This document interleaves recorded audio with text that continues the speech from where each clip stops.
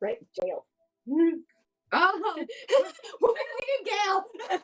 Frick, I've got that stab wound. We'll just have him do it anyways. just have him do it anyway. Just AFK, just heal. Oh, there we go. I'm injured. So how's everybody The character, doing? not the Sophie. Been a couple of weeks, right? 2 weeks about? Hi, everybody! Bless you. Thank you. I need jail music. Let's find jail music. Chill music. Someone got pinched by the law. I was framed, Eh, first of all. Just small child murder, whatever. It's your own fault. I was framed, first of all. It's too funny.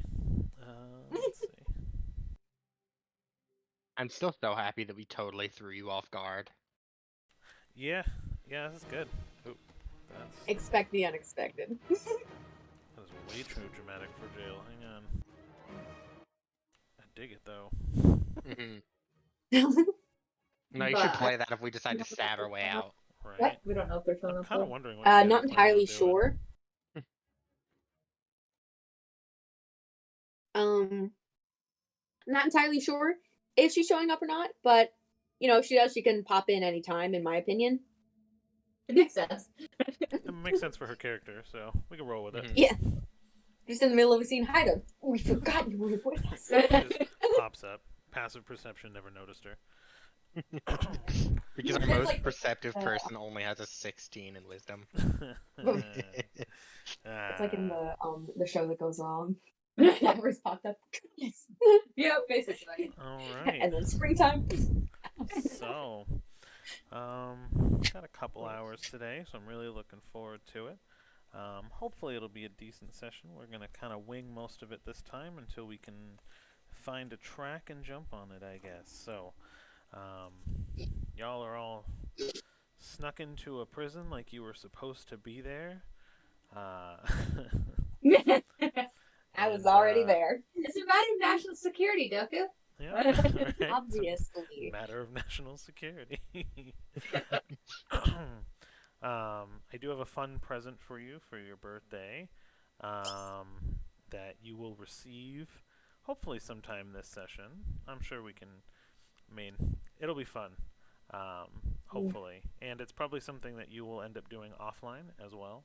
So if you cheat or figure it out offline, we can just talk on Discord. So. Okay. I'm curious. I'm very curious. Should be pretty fun. Hello, Eldritch. Welcome back. Good to have you. But yes. Hello. So, who remembers what was going on? Who wants to do a quick little recap? So we all split up. Dana fought, was it a golem? Yep. Cedar got stabbed by Shalius and electrocuted him. I'm gonna tie his tail in a knot. Then Dana almost won if the people didn't cheat, like the little rogues they are. Hey, we know. Hey. Then Kittis got drunk because she was just like, friend got thrown in prison. I don't want to deal with this. Gets drunk.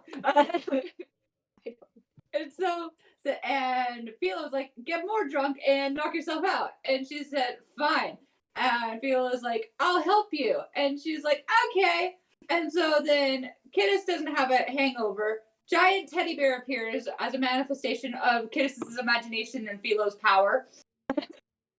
Kittis walks over, meets Dana and Gale at the prison, walks in, lies about it working for Shalius. They ask for papers. She's like, crap, I don't have papers. So then she's just like, it's a matter of national security, and I dropped the papers because there's a giant teddy bear attacking the town that they most definitely do not realize she caused, and inadvertently blamed the teddy bear on Cedar. Said it was a matter of national security, managed to get through somehow. And then we got stole the lockpicks off the secondary table, walked in, and where we left off is Kittis is like, you're in trouble. Ta-da! That was really good. It's a really good recap. It's impressive. Yeah, I almost forgot about the giant teddy bear scene. That was. I How could I you can forget never something like- forget the giant teddy bear. Yeah. That also came from an unforgettable. inspiration from something. Me and Dana were talking before you guys showed up, because she realized what she fought was a Pokemon and called me out. The giant teddy bear is actually a character from an anime as well. It's good times. Anyways, we will move Wait. on. I think you broke Sully. I broke American anime or Japanese anime? Japanese anime. Damn it! I was thinking it was from Teen Titans. No. It's well, I don't want to spill all the beans, just in case there's more. But anyways, so yeah. All right. So, I guess we will circle in then. You Right, I have your gotta be friend, sad and scared and depressed. right? Yes. Aw. Cedar's in jail, bleeding, and Great. y'all three are in front of her, trying to save her. Go. All right, get the keys. I need to see that map. What are you all doing here? Shut up. We got 10 minutes. Oh, okay. do I get to see the map if there's another way out of here? There is no other way that you see on a map. No. All right. Well, then you're going to have to break your stuff out and steal your stuff back. I'm going to go break a wall. Uh, I just walks over hold. to the wall. Hold. And clicks her fingers. Cork pops up on the shoulder. Overtakes the senses. Detect invisibility.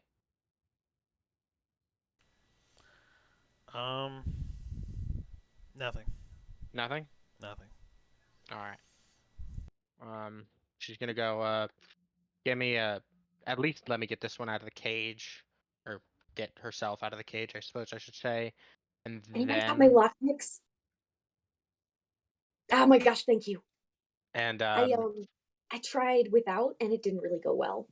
She kind of holds up her claws, which are slightly still bleeding a little bit. I have. Oh. No, go ahead, please. I have two questions. One, how long would it take for me to use the our lovely earthquake spell to break a wall? And two, how much noise would it make before it succeeds?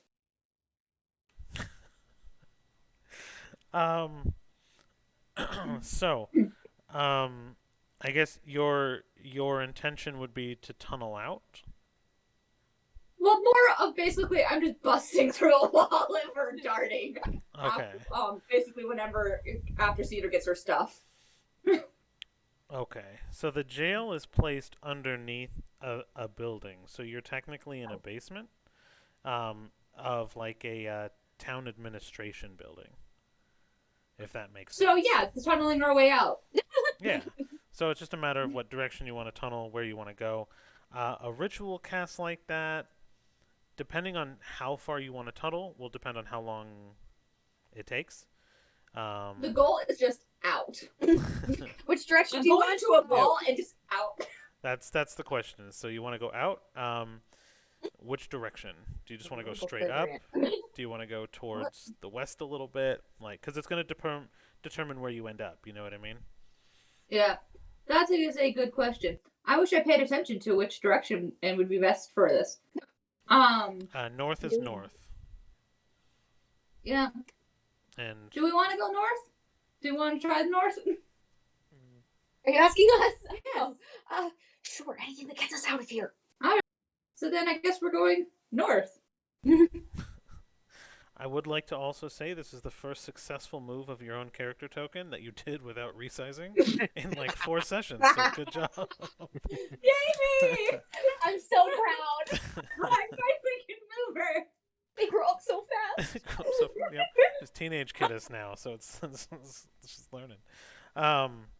So yes. Okay, so that would probably, depending on how far you want to go, if you're just kind of going upwards, or kind of like a diagonal upwards, probably 20-30 feet, probably take you 15-20 minutes to do the actual cast. It would make a lot of noise, but it would be more or less instantaneous. It's not going to be a progression thing.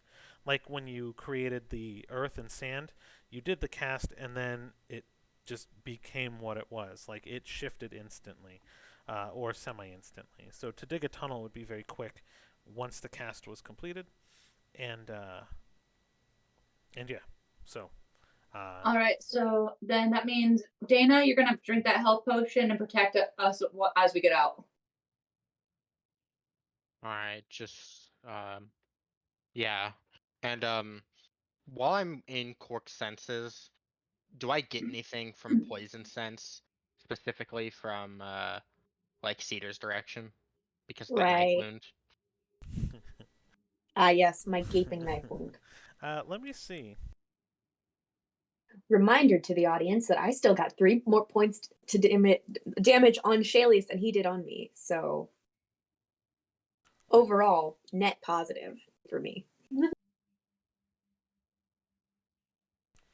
I'm trying to see if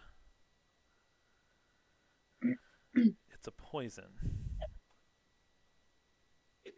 Because my whole hope was that Harry would be here to heal you. Yeah, that was the plan. That's why we have a cleric. Okay. I don't know what to do about that. I have no health spells. So it's not necessarily a poison, but do a quick medicine check if you're interested. I am absolutely interested. Medicine. That's not great, but it's not terrible.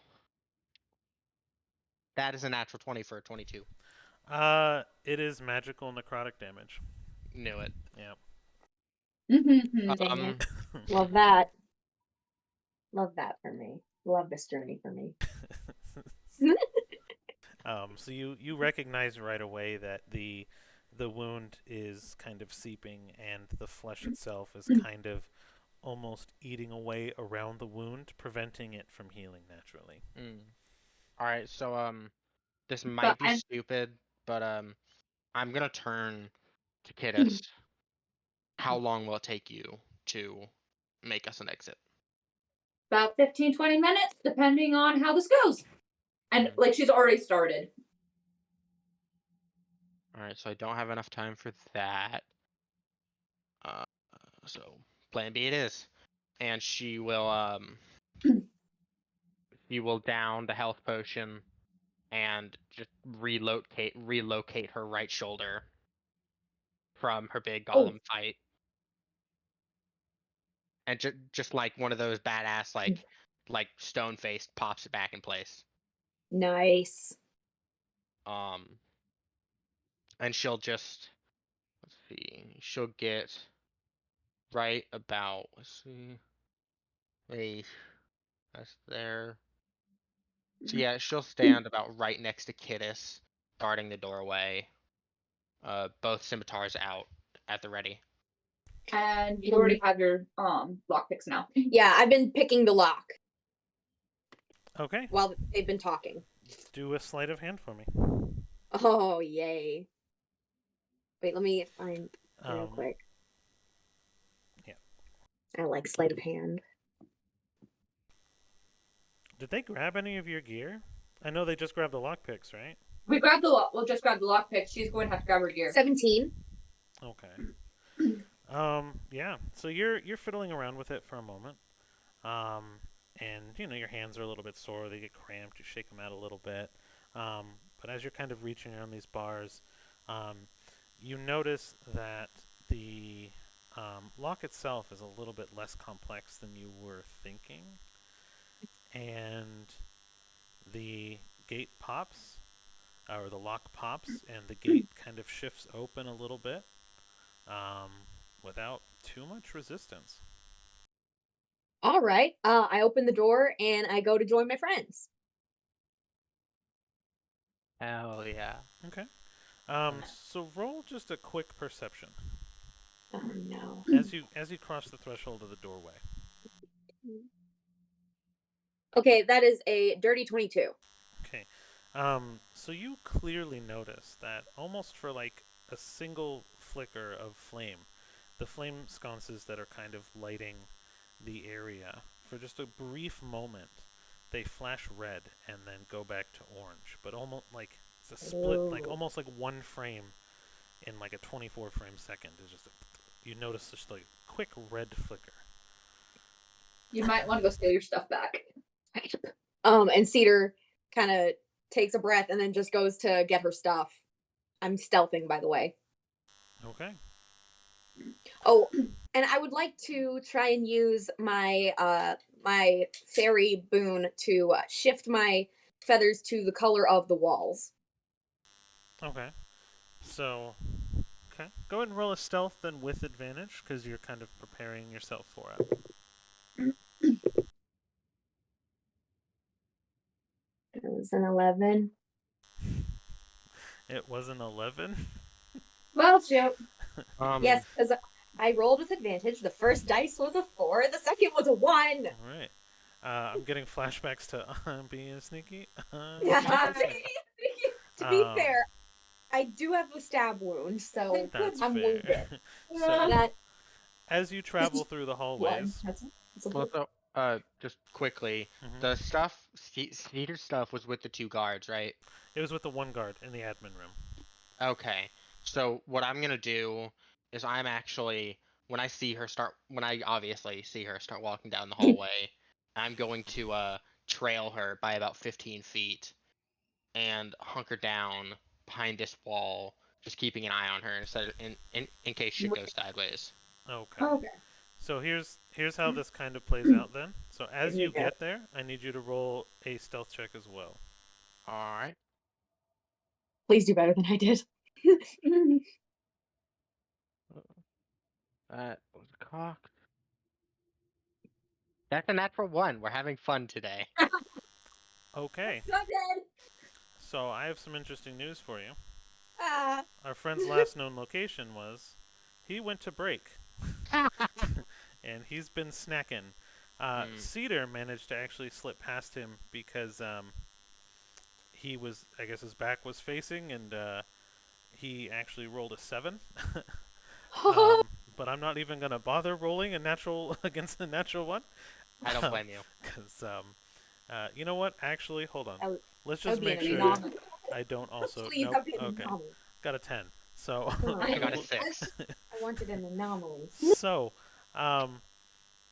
you kind of go. Cedar kind of sneaks past, and as you kind of follow Cedar, you hunker down by the wall, and you notice him, and he's kind of taking a bite of like bread or like a sandwich, and right as he kind of bites down, you guys just make eye contact in the most awkward way, and he's just taking like just a couple of chew bites as he's just like staring at you, like, what are you doing? And I'm just because it's genuinely the most Dana thing I can think of, So dear. given how I had her act last session when we walked into this prison. I'm gonna have her stare him dead in the eyes and relocate her pinky finger right in front of him. Just wordlessly. Can't argue with that. So Is that an intimidation roll? What is that? I don't know. I don't know what's happening. This is, we're non-verbally communicating here. So he's going to kind of try to gauge the situation a little bit, and he's still just staring at you. He puts his sandwich down. He's gonna pick up a fork in his hand, kind of glance over at the wall where he placed down his boots and like his sword, that are kind of like 10 feet away, and then he's gonna like stare back at you with fork in hand and just go, how's your national security going? I'm gonna look at him, and for the first time since being in this prison, I'm gonna speak. Oh dear. I'm gonna say, you're you're you're quite funny. I mean, I walk in here bleeding, just a dislocated finger, You want small talk? You're not gonna, I don't know, medical assistance for the national security? No, No? I'm still inclined to not believe you and what you're doing here. But given that there's only one way in and out, I'm not too worried about it, and it's not going to be my problem. So, why are you bleeding and breaking yourself? And he's gonna like try to like puff his chest up a little bit and like crack his neck, kind of like showboat a little. Hmm. You see, have you ever fought a golem? No, but I hear tell that there's people fighting giant teddy bears outside too. So I guess it's a day of days. Yeah, it's been one of those days. I got hit across the face with a pillar.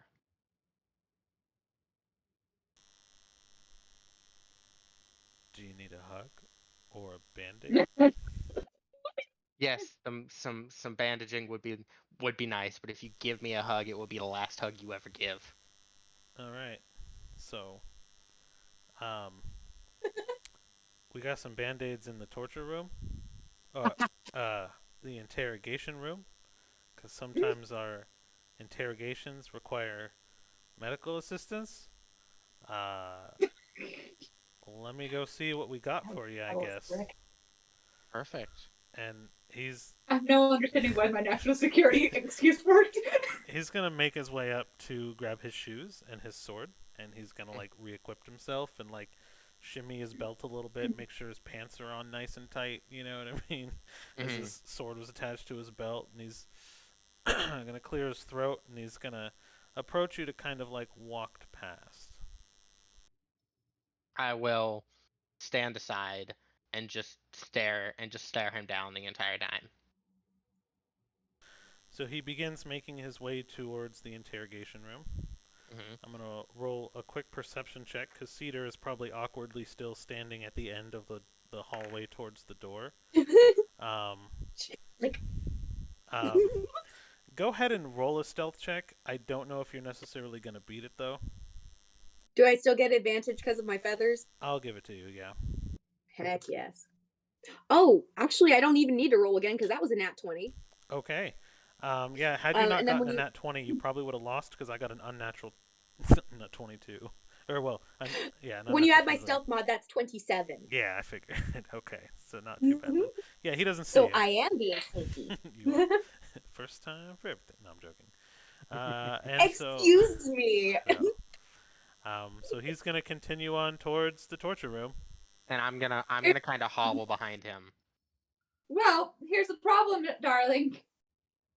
Is he going towards me? Yeah. Yep, that's what I thought. I Which is can't why I'm break my hobbling behind him. concentration, guys. Oh dear. Oh dear. Oh no. Oh dear. Someone stab him. I'm just gonna Instantly results to murder.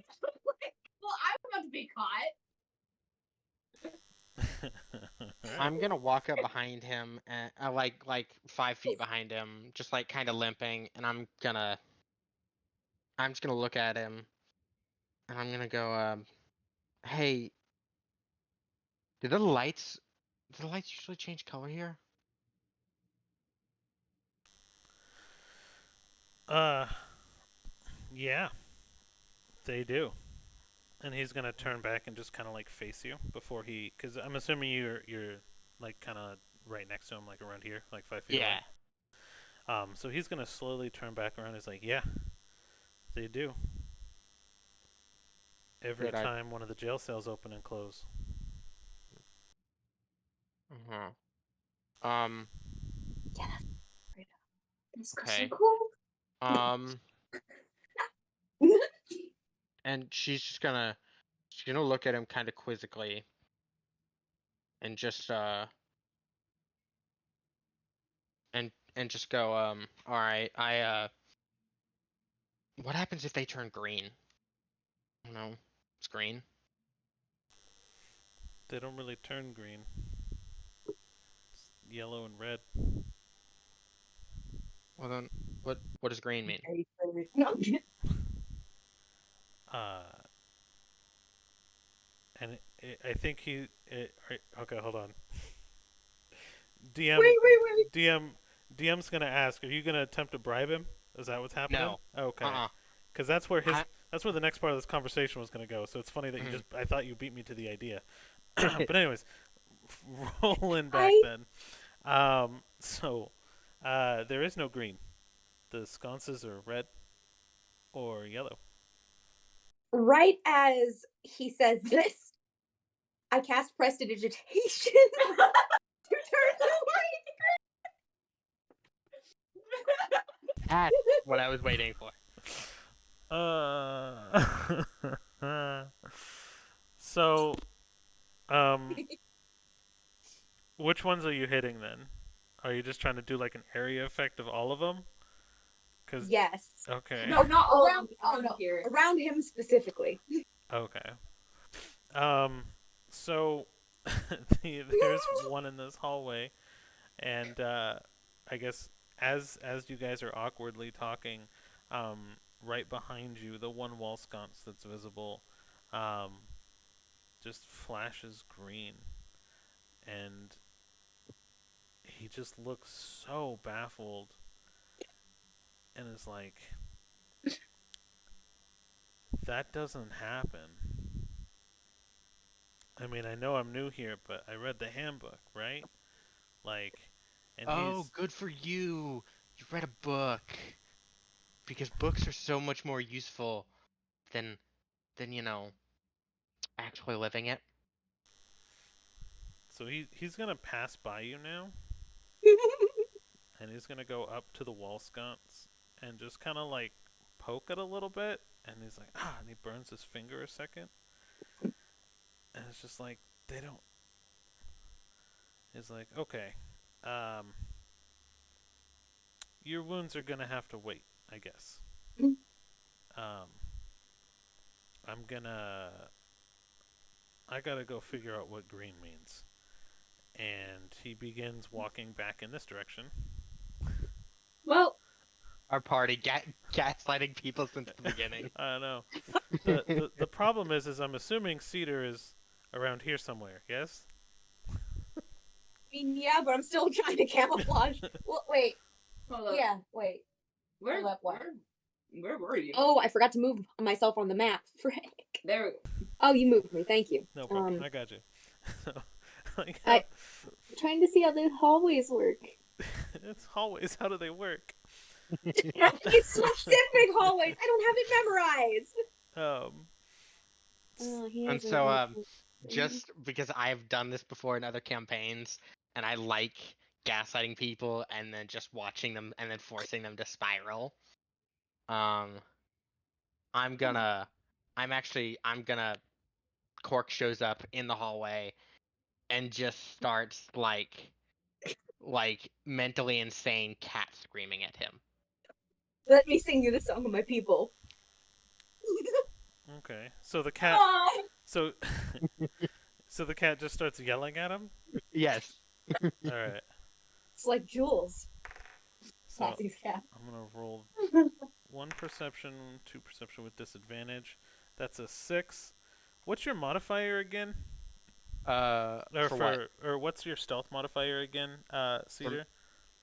Oh, mine 7. Yeah, so I'm not even gonna bother making you roll. 'Cause, so he doesn't see you kind of still stealthing. He sees the cat, but then something else happens. Because now there's a cat screaming in a hallway, in the dead of night when there's only 6 humans in the building, roughly, or well, yeah, I don't know, I lost count. 7. Because I forget who's here and who's not. Hearing the cat, you hear the door behind you begin to slowly creak open as the gentleman in the office hears a cat sound and goes, "The hell was that?" and opens the door. I would like to slip into this room Give me one more good stealth check. Okay. Still with advantage? Still with advantage? I wouldn't say so because you're in a rush. Great. That's just fantabulous. 19. Let me double check his modifier. Unnatural 20. So he sees at least Oh dear. the he sees something. I'm not going to say he notices you right away, but he sees something dart into the room, and then he kind of looks up and sees his friend now being yelled at by a cat, and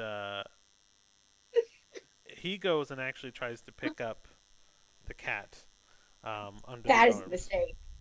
What? Oh my gosh. And Protector of so the people. what's gonna happen is I'm gonna let him pick up the cat, and just well, and I have a few ideas for what's gonna happen, but I want to see what he does to determine what Cork's gonna do. Oh dear. Um,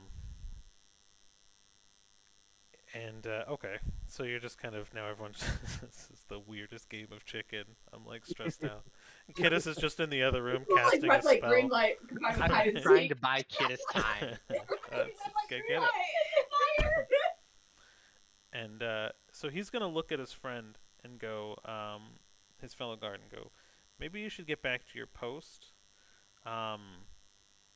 Make sure no one else comes in and out.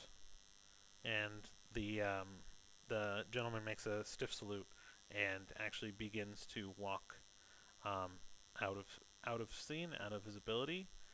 He is going to grab the cat, still gently. He's not like manhandling it or anything, but he's going to tuck it kind of under his arm and like hold it a little bit closer to the chest with one hand, and he's going to begin to walk back towards his office or his the admin office.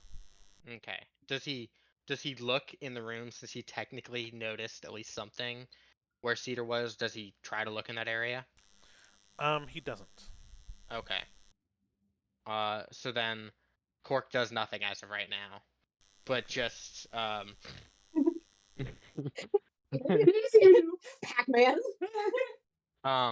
but actually, so that desk is where Cedar's stuff is, right? So yeah, her stuff is in this room.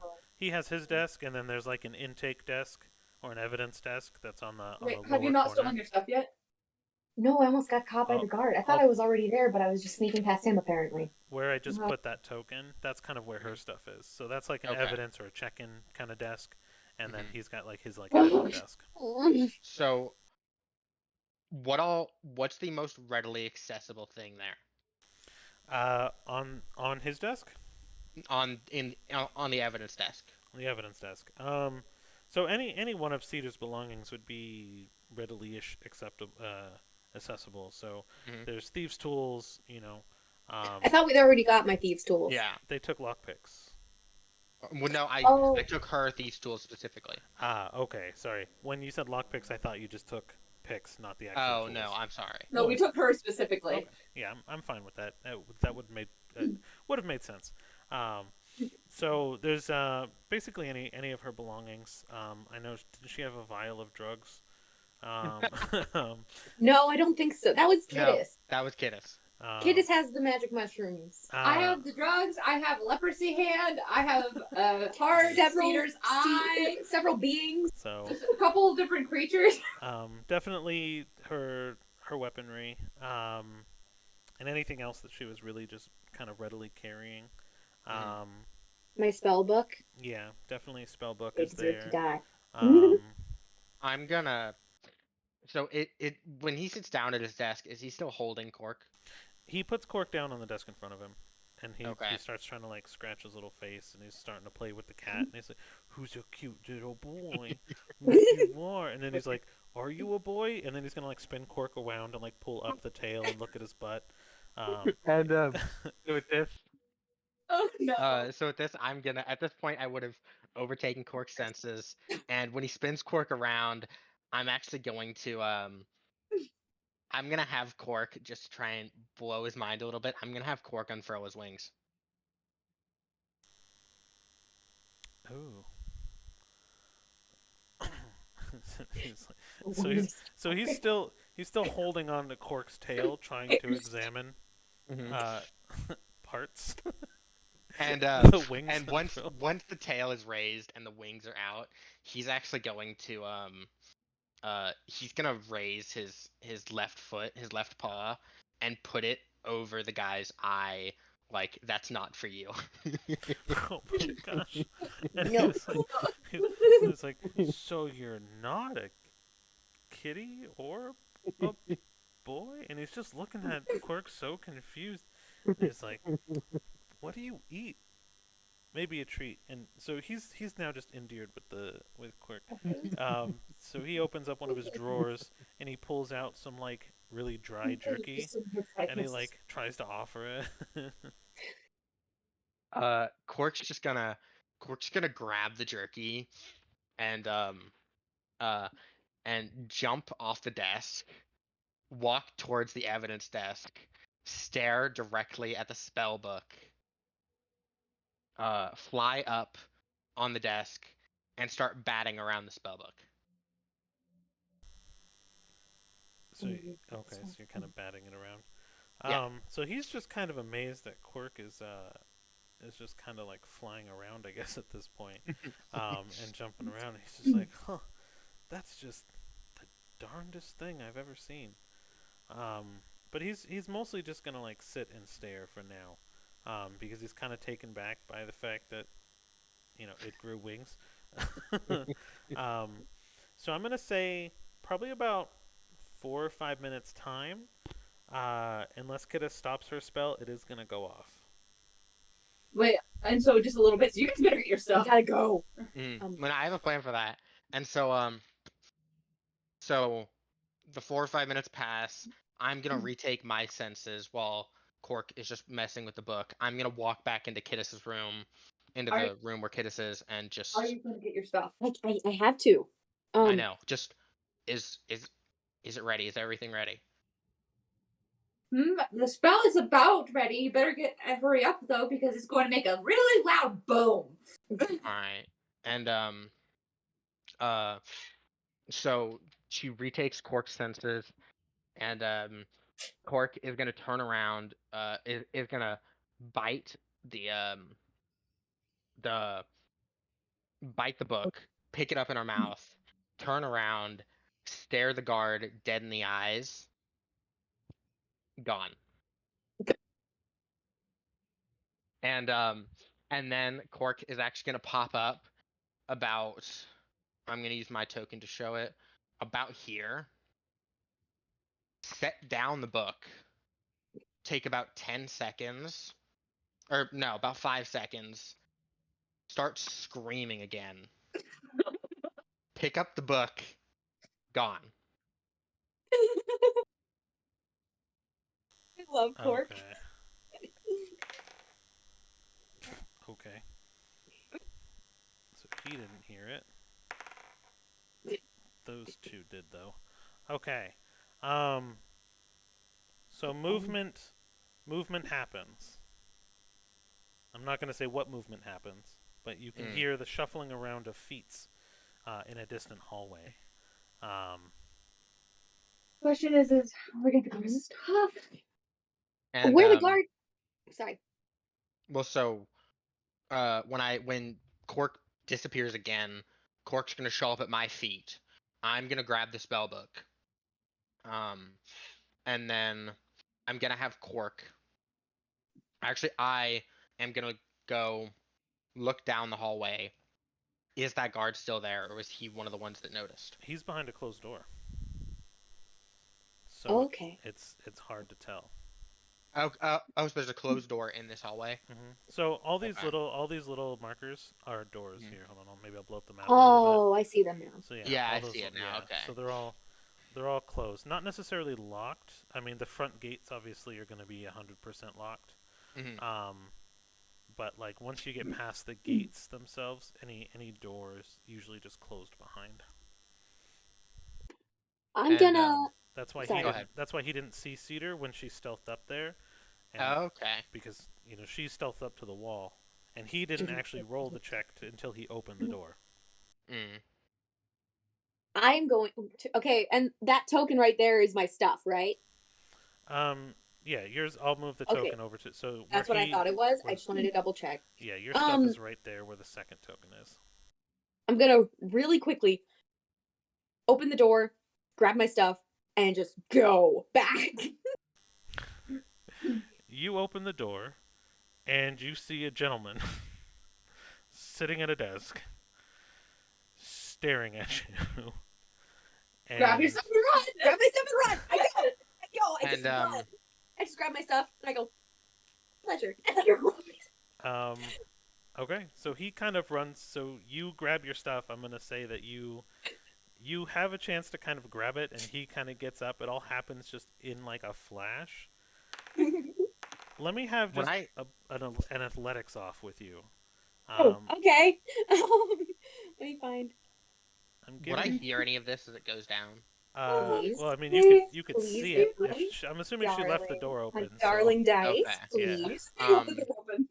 So to try and help out, I'm gonna slam it behind me. because this was one of the potential Door's things open that I currently, was though. gonna do with Cork, just in case, I'm gonna Please. Cork shows up on the guy's head, wings unfurled, wings go over his eyes. Oh, Um. I rolled a 2, Okay.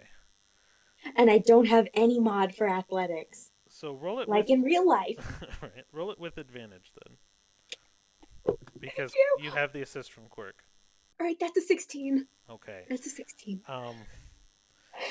Scared. So he rolled a 17. So how I'm gonna say this kind of plays out though, is because he technically was getting up, which is half his movement, and it's not a very big building, and you kind of had a surprise on him, and you're kind of, I'm assuming, dashing. I'm Yeah. running. So I'm trying to math it here. I'm gonna say that you grab your stuff in like a quick, like you just arm it, you're holding it, you're running with it like a spaz. Quirk appears on his head, covers his eye. He grabs Quirk by a wing and throws him into the room. Is Quirk? I mean, sorry, I keep putting a gender pronoun. I apologize. He throws Quirk. Okay. I apologize about that because I don't know if it is boy or girl, so I apologize. But anyways, he grabs Quirk, throws Quirk across the room. Um, I'm assuming Quirk can fly, catches Yes. themselves, and like catches themselves kind of in the air. And he stands up. The chair falls back against the door or the wall behind him. You hear like a crash of wood against stone as he begins to make chase right behind you. And so sorry, go ahead. I was also going to say that in this moment, if you guys want, for theater of action, Kidus' spell could be done in this moment as well. Yeah, it's just gonna boom. Okay. So he begins chasing Cedar. Cedar begins running down hallway. Right as this all happens, you hear this loud crumbling of a boom, like a train going through a tunnel, as this wall just kind of begins to open up and form crude stairs that just go upward.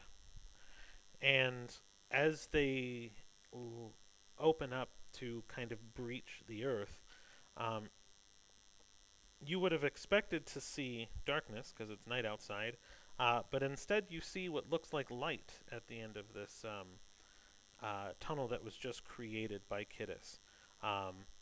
But it's easy enough to run up. It's not difficult terrain. It's very smooth. It's about 30-40 movement to get through this tunnel. Pitch prepares for a fight as she runs up. And you guys better catch up fast. Yeah, we're going. We're going. So when Dana sees this guy chasing Cedar, he's gonna, as he's running down the hallway, he's gonna turn around the corner and pop him in the face with Firebolt. Oh gosh. As Cedar's running, she's like, "Time to go! Time to go! Time to go!" Oh, so you're just gonna attack the dude? Yes, I'm popping him in the face with Firebolt to try and Why are we slow him attacking down. him? No! Oh no! No! All right. We don't need any more crimes. I'll say Yet. I'll say surprise round. Go ahead and I guess take a shot. All right. Fear. Fear. And this is not. I mean, this is absolutely to do damage, but it's more so to slow him down, disorient him, more than it is to do damage. Okay. So what I want you to do is I want to aim your attack, and I also Mhm. want you to roll an intimidation with the attack. Okay. Perfect. Oh, neither of those were good. But the attack should at least hit with a 15. Yes, it does. It meets. So All right. The intimidation is a 3. there we go. You have crap charisma. Yep. it's pretty great. So That's why Case isn't talking. so he crests the corner and just gets beamed with this fireball, and kind of bounces back, but he kind of like as he gets hit by it, he kind of brushes it off and throws it off, not kind of to the side. It still kind of hits him, of course, and does damage, but he kind of just like blows it away with his hand, as he's just like singed skin, burned a little bit, just now like blood rage in his eyes as he continues to kind of make chase. All right, you guys coming out? Yes. Yep. And so I'm gonna basically you know the Battle Master fighter, right? Whoa. Nope. Your turn. Hey. Your turn. So you're familiar with the Battle Master fighter, correct? Roughly, yeah. I'm gonna, even though I'm not a Battle Master fighter, I'm basically gonna bait and switch, where I will actually, as Cedar's running at me, I'm going to just in a deft movement grab her by like the cloak or whatever she's wearing, and basically trade places with her, so that I am next to the guard. She is closer to Kittis. Yeah. Okay. And then I run over here. I'm over here. Okay. Sick. So as you kind of pass by, he is going to attempt to spear tackle you, Perfect. with like all of his might to kind of pin you to the ground. And so what we're gonna do, we're gonna seize the target with a strength athletics check, and you have to contest with a strength or dex acrobatics check, depending on whichever one is higher for you.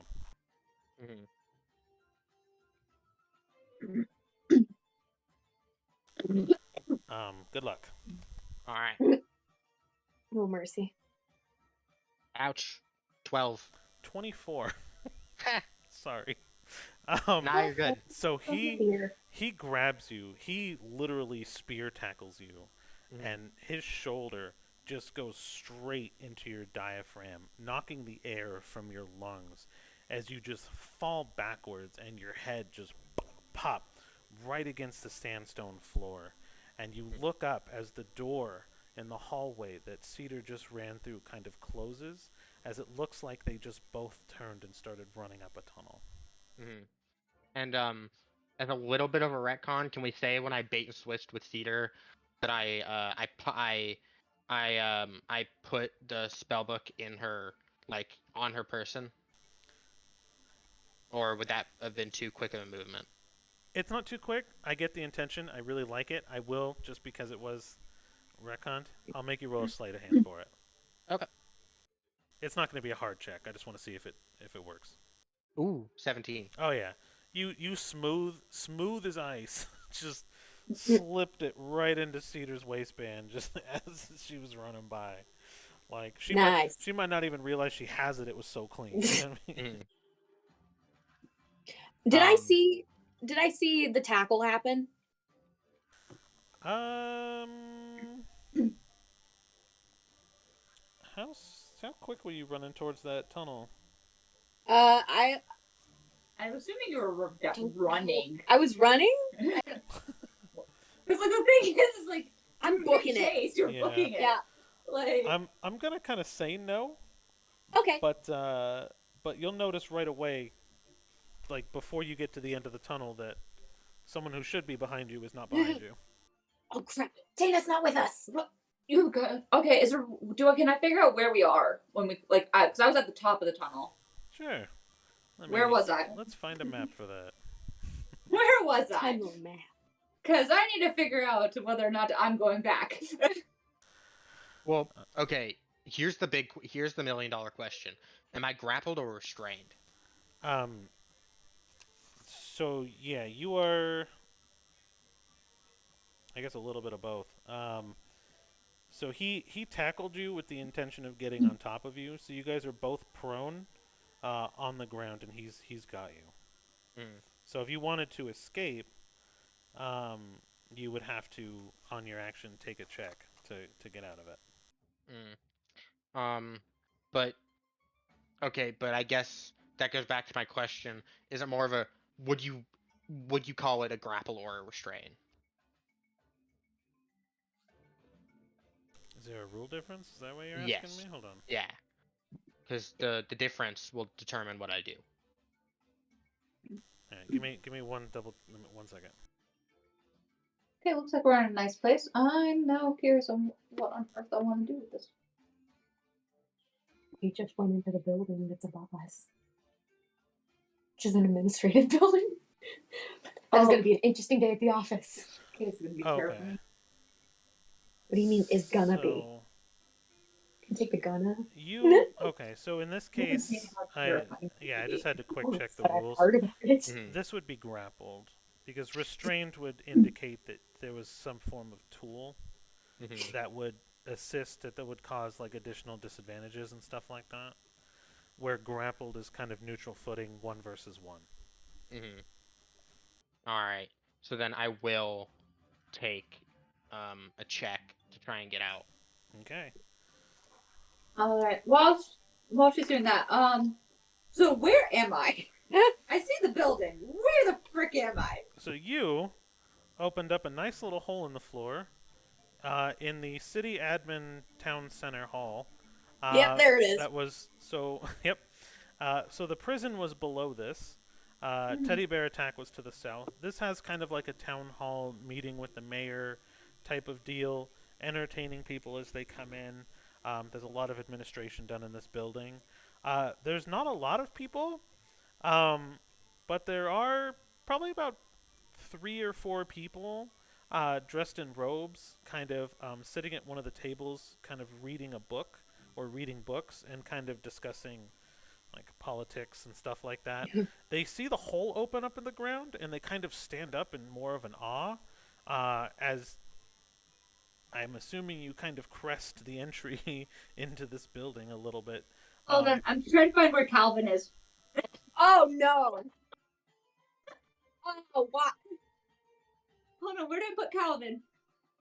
He's in one of your bags or something. Yeah, I'm trying to figure out if I put him into my please bag tell me you bag didn't put or him if I have him out. I think you put him in the I holding. did put him in the holding bag. Frick. Because timeout.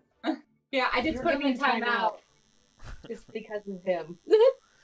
So, Just needs to be an out of context compilation of this. Out of context compilation of what? while they're discussing, if you want to take your check, you're more than able to. Awesome. But I rolled a natural Go 20, for it. so you'd have to roll a natural 20 to beat me. Mhm. Or at least There's contest. technically a chance. 21 total. Okay. I had 24 total with, well, 25 total with a natural 20. So, Mhm. not only he has you kind of on the ground, but he kind of reaffirms his push over you as he kind of grabs your collarbone and digs his fingers in and Okay. pushes you roughly into the ground. Alright. And as he does this, you kind of get the air back in your lungs a little bit. Your ears are ringing, but you hear the footsteps of what sounds like people approaching. All right. I'm going to have my glove on and reach into the bag and try to pull Calvin out before I actually breach the surface fully. Okay. Oh dear. Roll your odds evens and let's see if you get what you Let's get. see. Even. Wait, okay. Frick. 3. You reach in a hurry. You pull out this primo piece of toast. You actually still feel the warmth on your fingertips of the melted butter. You smell the sugar as it just permeates through the space in the cave as you pull it out. It is the most delicious looking piece of cinnamon toast you've ever seen in your life, and you just so compelled to want to eat it. So Kittis is just like, if you want to go back for her, Kittis pops it in her mouth and reaches it again.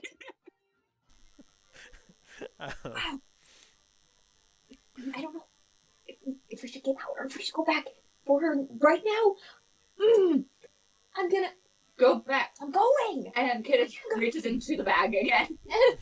And Cedar goes back down the tunnel. All right. Actually, I prepared for this.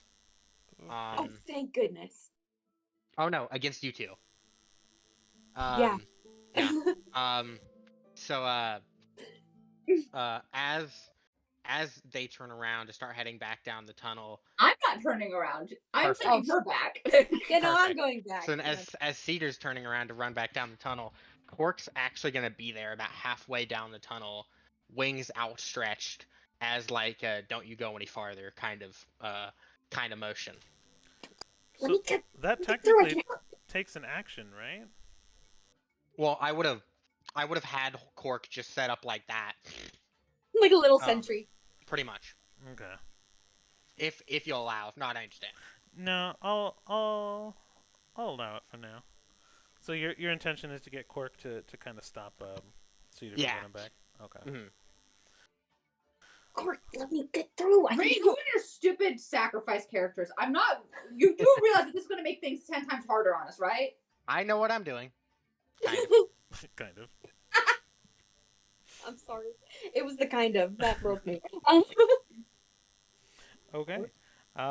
So, Kiddos, take your action, odds or even, and then we'll hold the Let's result. try evens again. Oh dear. 4! I'm Okay. good. You get your Kelvin. So we'll say one more check catches them up. If you would like to attempt to get up, or at least break the restrain, you can. Mhm. But as you notice this is happening, you are now outnumbered. All right. Let you through. Cork, let me 16. through. I can help. Sorry. I feel bad. Unnatural 19. So you are pinned to the ground still. Just, you guys are wrestling around now. You're putting up a little bit more of a fight. But we'll cut to Kittis. So you have your you have your desired item. What are you doing? I saw the mask and I put Calvin on and kind of peeked my head over to see if anyone's coming towards the hole. No. There are three well-dressed gentlemen now standing looking at the hole. But they're kind of on the upper floor of this building, so they're kind of looking over the banister where the hole in the ground kind of formed. But they're not really taking any action. They're just kind of more like, what just happened? Okay, There's a so hole. Kittis like darts back down the hole because like the whole point of this was basically hide identity and check. Oh, I thought you were just gonna insult them. No, I would, but Oh, I know. but the goal is to keep them there. Right. So I kind of try to push past Cork a little bit. Kittis And, just darts down and basically she's going to likely just teleport past Cork. I do have one more idea, but I wanted to save this in case my checks failed as they did. So because I have an inkling, just a tiny little inkling on how my power works. I still have no idea what the hell it does though. I'm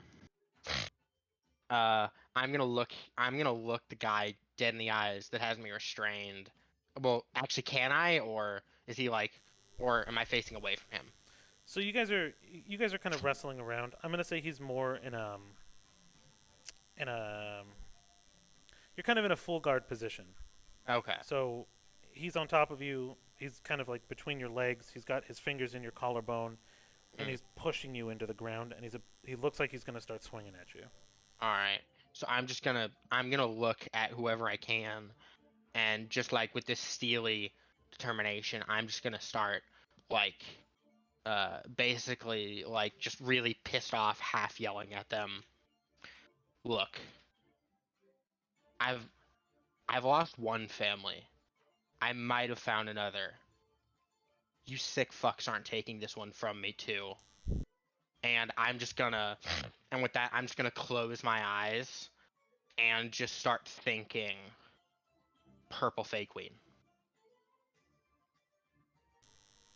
Okay. Okay. So give me a second. Okay. Kiddos and Cedar, what are you guys doing?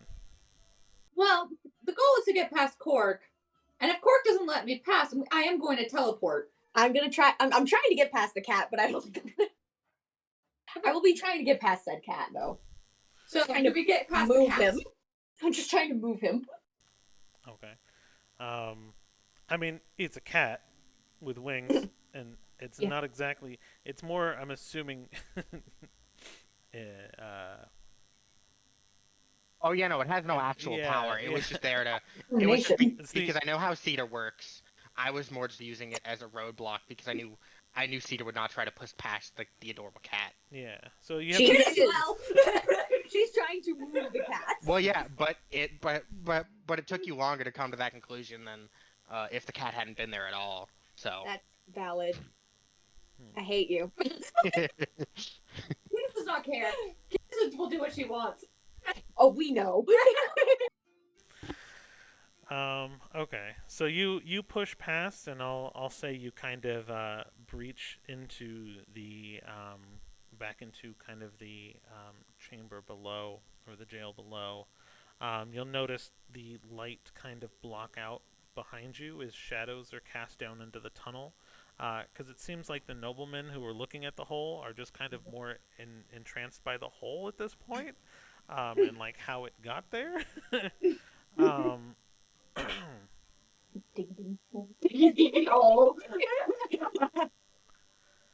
So, I wish Jimmer was here. because all of these require the mechanic, I want you to roll a performance for your prayer. Okay. Dan. Hot damn, 13. Okay. How much life do you have again? 41 out of 50, something or other. Okay, so you're still in pretty good shape. Okay. So here's how we're gonna play this out.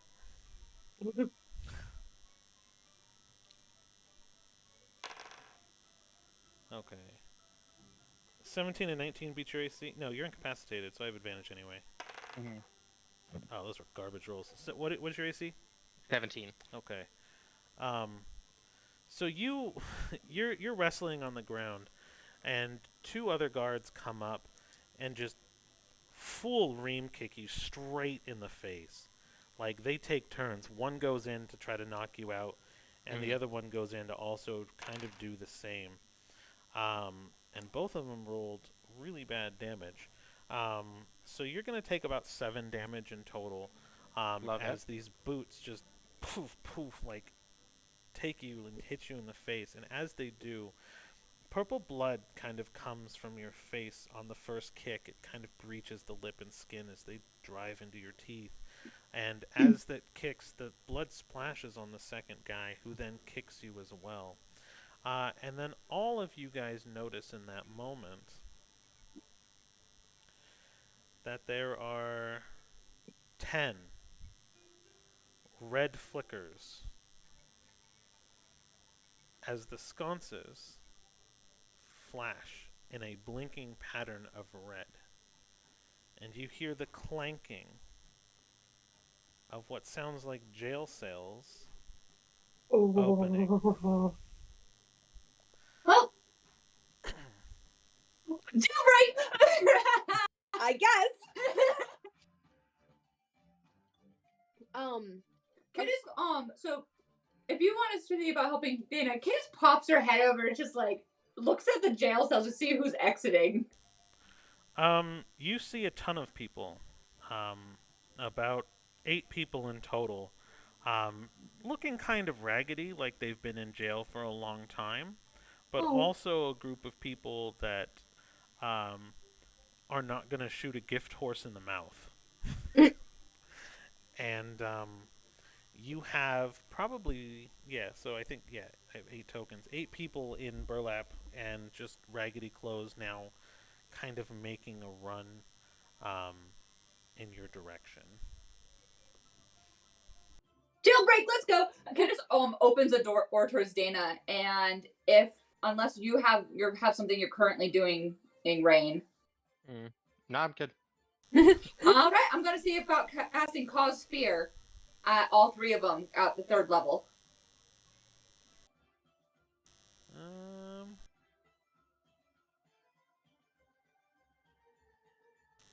Let's see. And at 3rd level, I can target all 3 at once. Yeah, that's what I was double checking. So you do have the 3rd level. Okay. Where's Fear? Saving throw. No, wrong music. Stop it. It's now. not peaceful. It's chill now, guys. It's chill. She wins. Yay. They're No. so afraid they're calm. Okay. So afraid they're just like, There's the threshold. So what am I saving against then? I got 3 dice ready. Wisdom 15. 15? Jeez, that got better.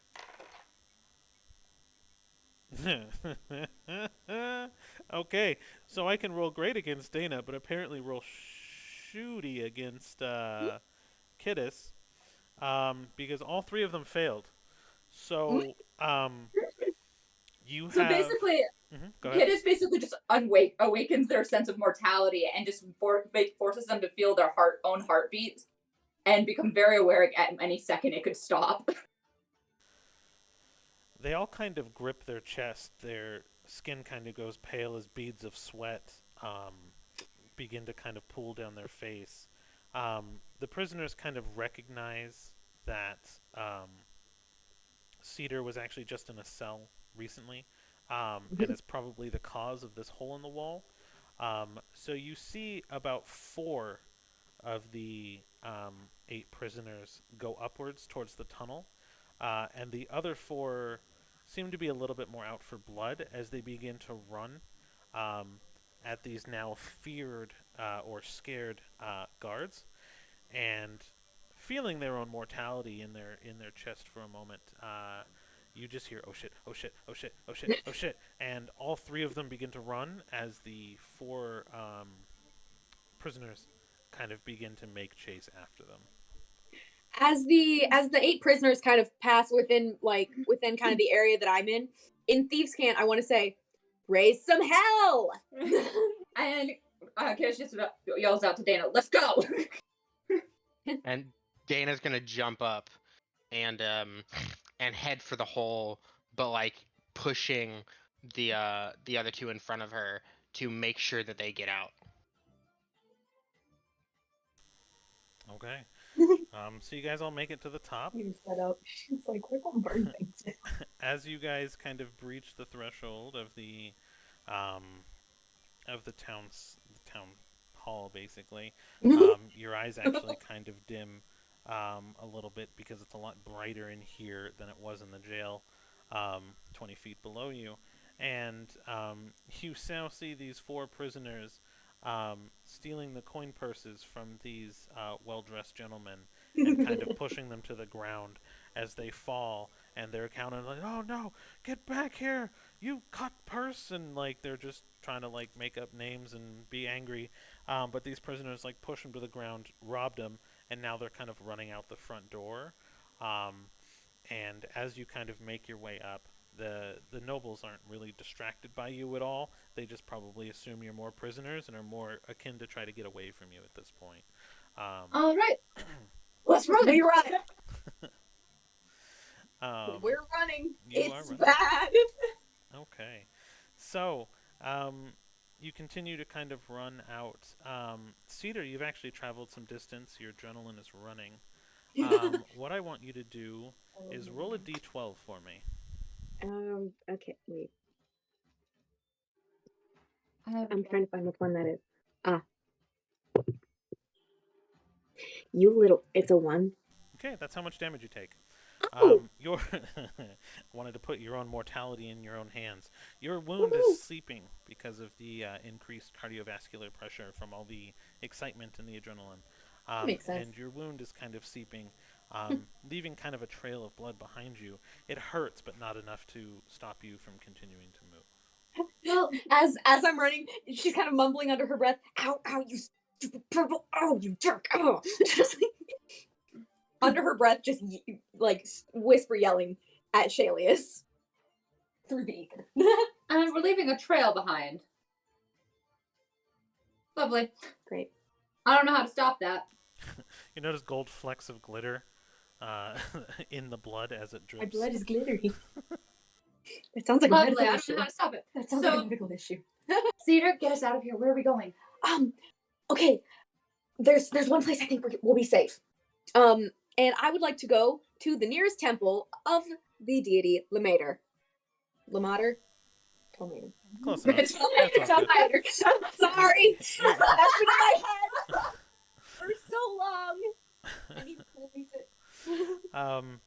So you were going to make your way across kind of a couple of districts, if you will. Kind of down south, you're making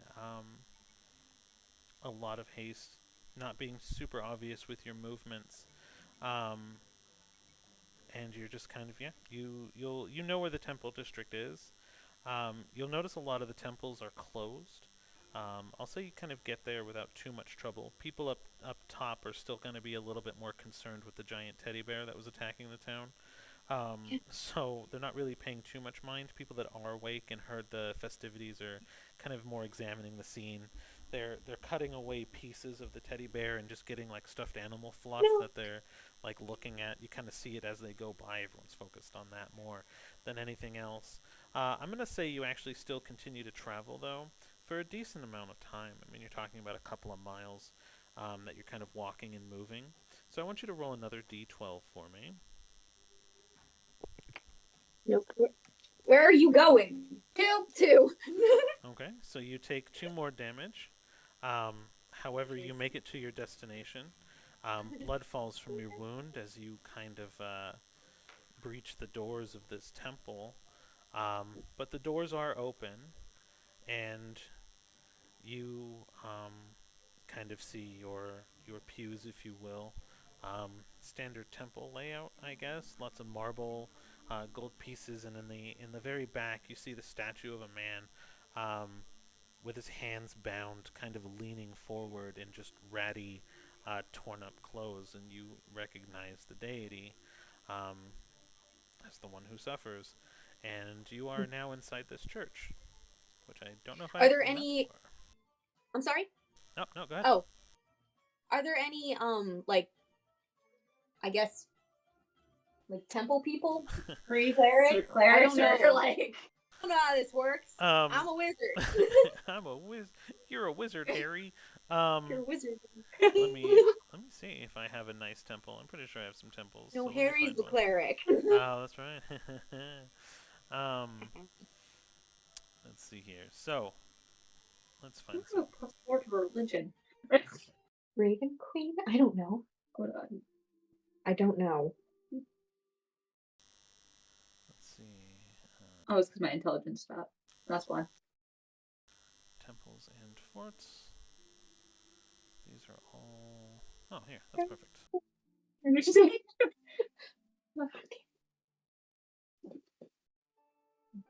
Oh. I seriously think, though, a temple housing Kidis is going to be so It's gonna fun. be interesting for sure. I'll, Cedar's functioning on mostly adrenaline right now, so adrenaline, fear, and ow. Adrenaline, fear, and ow. I like this one a little bit more, so we'll redact it. We'll say it's all kind of set up in a circle, and in the very center you see the statue of Lemater, Tomater, whatever. And So you do see that the patrons are very few and far between. Some people are off in corners just in prayer, but there are benches along the entire center, all facing towards the center. And as you are there, you do see what looks to be a priest or a parishioner of the temple, kind of just staring at you. Um, he definitely notices the blood, not only from you but from Dana's face and her busted lip, um, and he just kind of welcomes you to sit. People who suffer frequent these halls, so it's not unheard of to have used and abused people, or freshly beat up people coming to pray in a situation. So he doesn't really seem surprised. Kind of hobble over. Sanctuary, please. And she's kind of holding her side. Of course, you request alleviation of your suffering, yes? Yes. Hmm. Just a place to say. You may have come to the wrong place for that, my dear. And he just kind of laughs with a small chuckle. He's like, but I will see what I can do for your wound. And he will, you'll see a white light kind of protrude from his hands. A second hand is almost born from his hand, as it's almost like a small mage hand touches your wound in an attempt to heal it. And I'd like you to roll a d12. All right. That's a 10. You take 10 damage. Oh! That's not good. The wound does not close. The bleeding seems to be stemmed, but it almost widens as the necrotic flesh begins to cut deeper into your abdomen. Ow, ow, ow. Oh, This no, is that's not working. This is the first time that kids actually notice that it's necrotic, and she's like, Well, that is a strange wound, my child. I think you would probably need more rest than anything that I could provide. You may take refuge in our halls if you wish. Just don't die. There's suffering is one thing, but death requires a lot of paperwork for me. So just go rest, and if any of you else need anything, I will have someone bring you some food and water soon. And he kind of I'll do my best to not die. Thank you. And he'll Kidis is having to physically restrain herself from like poking it. She pulls out the eyeball, puts the eyeball in the hole, like. Eh. Oh, No, no, no, no. waste of an eyeball. So I love your sudden just like whiplash with what I said. It's funny knowing what does still phase me and what doesn't when it comes to you. I'm surprised. I didn't think that would. We're not even talking as our characters right now. It works so perfectly in real life as well. But like, Kidis like walks over and you see her just kind of like moving her hand towards it. Oh, please don't try anything on it. I think we just need to let it sit. I don't know. It's necrotic. Do you want to take a look? Yes, please. Okay. And she kind of like moves her arm out of the way a little and like kind of shows Kidis. Don't touch it. Why? It stings like the devil. I bet. Okay, we're just gonna gloss over that. So, you're being ushered to one of the back rooms, and there are a couple of beds here. Well, I guess it's more of a side room. The people that were in here kind of leave at the sight of the bleeding owl, and just kind of the awkwardness of the situation. So they take their leave. Gale just kind of stares, and he's in doubt that he would be able to heal you as well. But you guys are all just kind of now crowded into this room. Everyone's kind of left you alone, and someone does come in after a few moments. They bring in a clean rag with what looks like a green medicine on it. for the wound itself, and they have a pitcher, somehow with ice, and it seems to just basically the condensation on the glass is kind of dripping down onto the floor. It mixes with your blood that you've kind of dropped everywhere, and as that drop hits the ground, you can kind of see someone in the distance with a mop and broom, kind of starting to clean the floor a little bit as well. But she offers you um, a pitcher of water, some bread and cheese, and she kind of bows without saying a word and leaves, leaving you all to your own Thank you. devices. Sorry about the mess. Kid just kind of flops over and just like, Cedar just kind of sits down on the bed and like leans against the wall. Okay, that hurts significantly more than it did. way better than I thought it would. What? Oh, by the way, you might be blamed for a giant teddy bear attack. Just to let what? you know. Wait, a what? A giant teddy bear. Billy and I made it. Of course. It kind of Naturally. smashed a lot of the town. But so you might be blamed for that. Oh, okay. That's a lot to take in. Can I stop being an adult now? It does suck, doesn't it? It does, very much so. Oh, sorry. What were y'all doing? Why y'all didn't need to? Oh, I feel horrible. Why? Dana's all roughed up now. Y'all could have gotten caught or killed or something. We could have been caught or killed in many different ways. That was not that. Yeah, but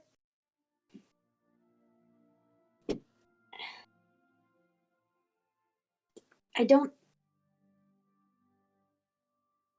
Thank you for coming back. I just don't understand it, I guess. You're my bird mom. She passed you on the head. Of course I gotta come back for you. After I got drunk and passed out. After what? I Again? feel I need to talk to me. Oh, right, and that's the only way you can sleep. Yeah. Oh, okay, that actually is a good. Yeah. That was a good strategy. Ooh. Candace does not mention the fact that she was trying to get drunk prior to feeling it. It's like probably not a conversation for mom. Oh, y'all had a chance to get out though, and they didn't think I had any help. So? We got to free a bunch of prisoners this way. Yeah, honestly, that's gonna be pretty funny. It was funny seeing those noblemen get their coin purses taken. I do wonder on how they ended up in jail. You have literally a thief running the town, and then thieves end up in jail. Yeah, I'm kind of wondering. Must be if really those are bad his fault thieves. too. Oh, speaking of, I had a visitor. Where do you think I got this from? And she gestures to the wound. Ah, I want his whatever he used. No, I want it. No, this hurts like crazy. Just kill someone. No. Just No. kill him. Don't let him sit through that. That'd be so much fun. Fun. Not to do to myself. I'm taking psychic damage.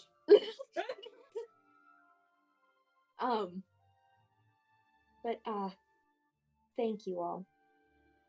I really don't like being caged. So that was really I tried to pick the lock, but kind of needed my thieves' tools for that, apparently.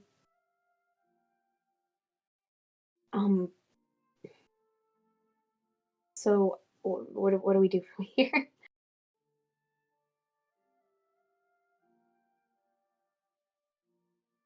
Yeah. Oh, You got any ideas? Dana, you got any ideas on what we do now? Dana's just. Dana has pulled up a chair. She's facing towards the entrance, and she is just like for the first. This would be your second time seeing it. Cedar's first time seeing it. She is just like pure hate in her eyes, staring into her fiery short sword. Dana, Earth to Dana. He's just gonna turn and look at you wordlessly. Are you okay? And she's gonna look. She's gonna look at Kiddis and say, "You wanna know what we're gonna do? We're gonna murder a fucking tiefling." Dude, you guys sleep. Well, you sleep. You do whatever. Yeah, this thing's like a freaking parasite. Fitting.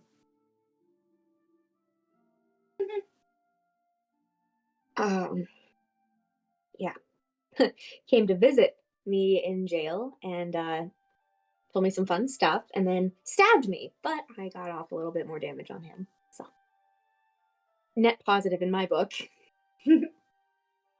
Oh no, I think he's winning. Hey, she's trying to find the silver lining here. But anyway, you guys rest. I'm gonna go explore the temple. Okay, be careful. Don't provoke too many people. A lot of the people in here have suffered a lot. And don't leave the temple. Of course I won't leave the temple. The reason I brought us here is because Shalius, for some reason, hates this deity and his followers. So I thought this is probably the one place he wouldn't go. And I thought the inns are probably all controlled by him anyway. So sorry, I can't get you a nice bed, a nicer bed, Kiddis. Don't worry, I already went to sleep for how long? Okay.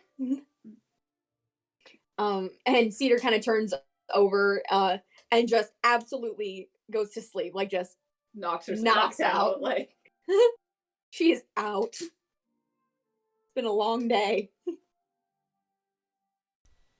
All right. And I'm gonna go explore the temple. for Dana's rest, she's actually looking at the wording of trance because I'm in a semi-conscious state. Could I hypothetically take over Quark's senses and still be able to see and hear while getting my trance long rest? That's clever. You hit me with some stuff I got to keep looking up. Because there are perception rules on elves who rest, so I'm wondering. Because technically it's like an action, but I'm like, I don't know. If not, don't sweat it. But I'm just curious. Because you can have like a dream, like you can have dreams if you wanted. So that's why I'm wondering if you have like mental exercise in the form of actions. You know what I mean? So that's why I'm kind of wondering. I like the idea, and I don't want to put it down. So you can make a perception check with no penalty, because you are aware of your surroundings. You know what? I'll allow it. I'll say yours. Okay. Yours though will be normal, no penalty. Depending on the situation, I may penalize the seeing through someone else's eyes in a trance, though. Depending. Okay. But other than that, yeah. All right. And so once Dana sees the cedars out cold, she's actually going to stand up, grab her chair that she's been sitting in, carefully pick it up, place it directly in front of Cedar's bed, sit back down, and enter her trance, with her sword still out. All right. Gale and Ocarine will pass out right next to you guys as well.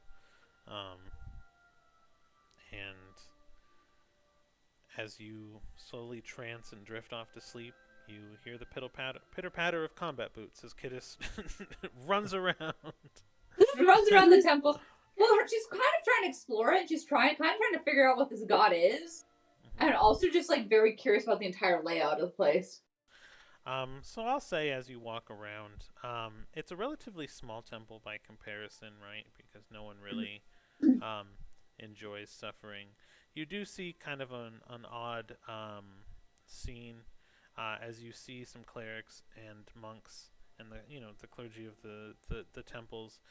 They seem to have their own areas which they kind of sit and they're talking and murmuring. Some of them do ritualistically have their hands bound as they pray. But it seems like most people are just praying, right?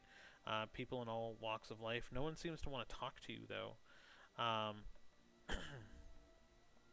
and in the very back room, should you enter it, there is a very large treasure chest that almost seems overflowing with gold. The top of it is cracked, and you can kind of see in, and it's just completely filled with gold coins. I walk over to it because I'm really confused. I don't take anything. But I'm just like, gold? Why gold? Why golden chest? Why?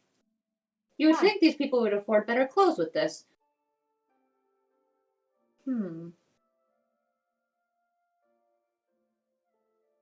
Is there anything else? Or just this chest?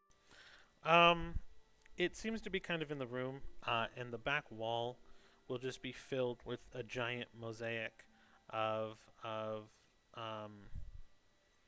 basically two knights escorting a man who seems to be very sickly and beaten up. It's just like this beautiful scene, just huge field as they're the only ones kind of walking through it. You look up, and the ceiling is actually translucent, almost magically, as you can kind of see the night sky above it. But as it kind of, almost like a cloud brushes through the sky, it moves a little bit, and you can see the stone right behind it before what looks to be like another cloud kind of makes the stone translucent again, so you can kind of see the night sky.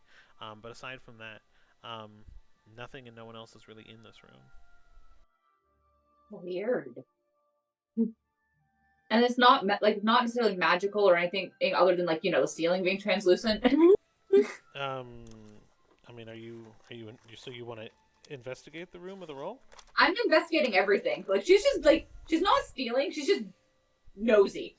Okay. Roll a deeper investigation. So roll an actual check for it. Shoot, that's only a 10. Nothing really seems amiss. Candace walks out, and she's basically trying to find someone to talk to. Oh boy. I'm excited. It's not hard. Do you want to talk to someone who looks like a patron or someone who looks like a clergy? I'm gonna try the clergy first, and then I'll probably go nag a patron. Okay. So probably the closest one to you, I'm gonna say, is would be kind of a paladin. He's clad in full plate armor with cracks and dings. He's sweating just from the heat of the armor itself. He looks kind of bruised and beaten up, like he just got out of a fight, and he has a giant warhammer on his back, and he acknowledges your existence, and he kind of nods to you as you walk near him, but he doesn't say anything. Hi. Hello. Why are you all beat up? I don't know if you'd necessarily believe me if I told you. I talk to dead people, so I think I got it. You talk to dead people? Mm-hmm. I see dead people. Not the strangest thing. I guess I got into a fight with a giant teddy bear. Wouldn't you believe it? And he kind of smiles. Really? Yeah. Oh, the thing that was smashing the town? Yeah. Got a pretty good head off of me too, honestly. It was a little enjoyable actually. The fight, not getting hit, that would be weird. Yeah. So why are you here though? I'm here because I lost my family. But I spent many years blaming myself until the man who burned my house down and cost me everything. He was thrown in jail recently for arson.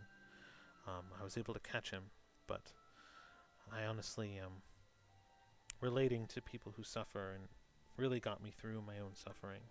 People here are all like-minded, probably lost everything.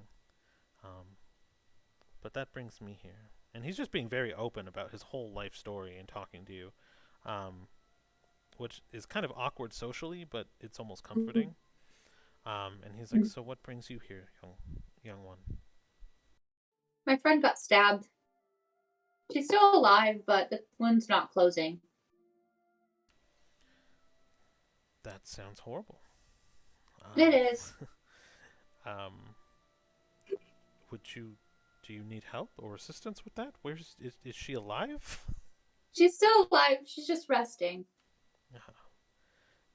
We're hoping it'll close soon. I'm sure it will. Most wounds typically do. Did you require assistance? I know some healing. Well, we did try healing it earlier, and it just made it worse. So you're the ones George was talking about. Yes, that is strange. Let me roll. No, he has no idea. I was going to see if he was going to offer you advice. He has no idea why that would be. So, did you need someone else to take a look, maybe? But George is one of our best healers, though, so I'm not sure how much I can help. But I'd be happy to if your friend is suffering. No, I'm curious about this place. You know, because out of all the places, she's dragged us here. You know? Yes, this is definitely an off-putting place for most. Honestly, it's a place of power like any other, but you're encouraged to endure your pain and suffering and abuse with the hope of good things to come. And I know a lot of people want more of the instant gratification from their deities, but this one makes you work for it a little bit, so he's a lot less popular. I can answer really any question about him or this place if you'd like, and he kind of motions for you to sit at a bench with him, and he kind of sits down. So, what's the myth behind this god? The myth behind this god? Well, he's known by a great many names, but he is known for endurance and martyrdom and perseverance and suffering. Some people call him the crying god or the patron of the prosecuted or oppressed. He is someone to believe in when all things are bleak in your life. At your lowest, he will take on your burden of suffering with you and help you bring yourself up again.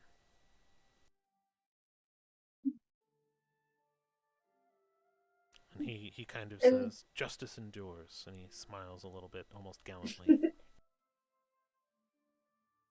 Does anyone hate him for it, though?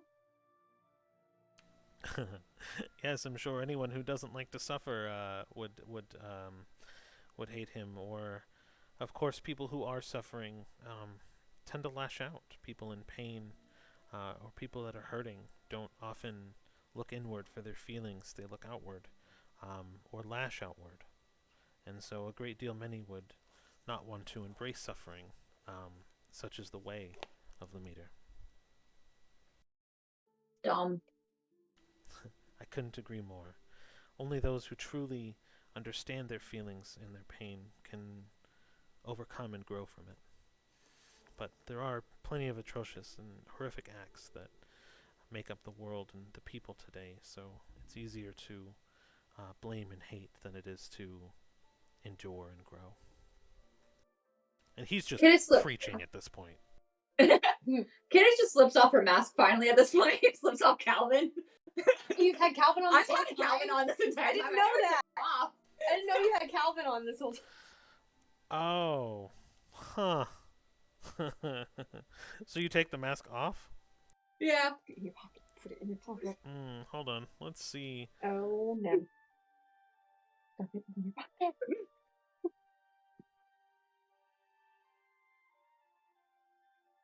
I don't think I had an insult ready.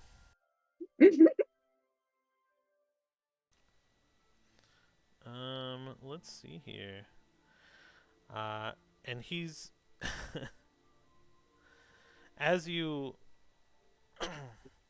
as you kind of take the mask off your face, Calvin, his mouth begins to open, and his eyes begin to kind of widen as he just gets excited, as he makes eye contact almost with the paladin, and he's like, "Your life is a moment of stupidity.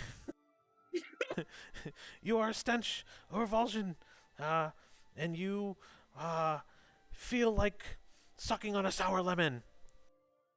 Honey, go to sleep. And then she just slips him back into her bed. Sorry, that's Calvin. I think he needs more sleep. Sorry, that's Calvin. And then, so he's still gonna kind of yell out things as as you put him back in the bag. He's like, "I didn't know they made him this big and dumb and tall," and then it's just like, kind of goes into the bag and you can't hear him anymore. I love the idea that the mask, like the face on the mask, looks like Calvin from Calvin and Hobbes. But Headcanon. anyway, though, I'm Kittis. Hi, I am Colborn. Nice to meet you, Colborn. Nice to meet you too, young one. So tell me, do you need help with your suffering? What can we do to help you grow from it? Well, I've gone through a lot of changes recently. I've just recently became an adult, and I don't really know what that means. Yes. Growth happens, and it does seem that you go from being a child to an adult almost overnight, depending on your life and your choices. But just know that childness and adultness are really not different. Adults are really just big children. We're just expected to know and be wiser. But if your adulthood causes you suffering, just remember that people will constantly grow until they are fully old and wise. But no one knows everything. Even the oldest and wisest among us will always still have more growth to attain and learn. So give yourself time. Adulthood is different and difficult, but even if it's thrust upon you, it may feel like a moment, but it flees, and it always gets better. I really love that this dude really has no idea.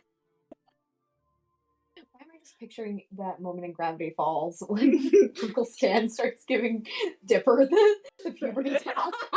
The pituitary gland.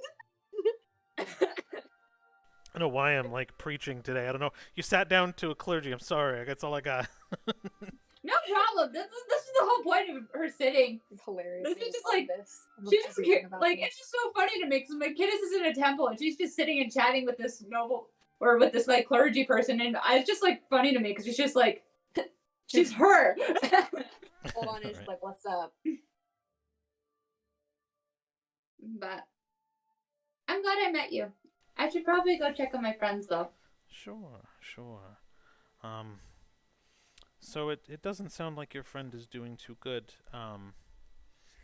So if you need it, you can have these. And he's going to pass you 2 copper coins, and they are actually engraved with very detailed open eyes. So they're just basically copper slugs that have engravings of really beautiful pairs of eyes. And you would recognize this as a ritual of paying your way across the river of death. So you would place these on the eyes of someone who dies. Thank you. And he kind of smiles and nods and gets up and he like dusts off his armor. He's like, "It was a very, very pleasure to meet you, Kittis. If you need anything at all, please. I sleep here nightly, so I will be around." And he kind of just smiles and winks at you, trying to be all heroic looking. Oh, But it's so funny because Kittis is thinking, finally, someone who gets it. Like, because the thing is like, for her, no one else has been like, oh yes, death is natural.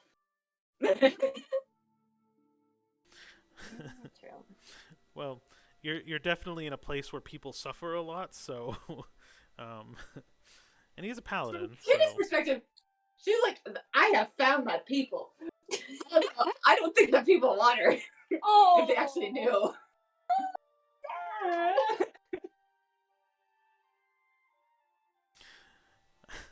So sad. Anyways, okay, so yes, so I guess you rejoin your party. I'm assuming. Yeah, and she goes into her trance state to actually get some rest because it's been a whole day, almost a whole day. Okay. it's been a day.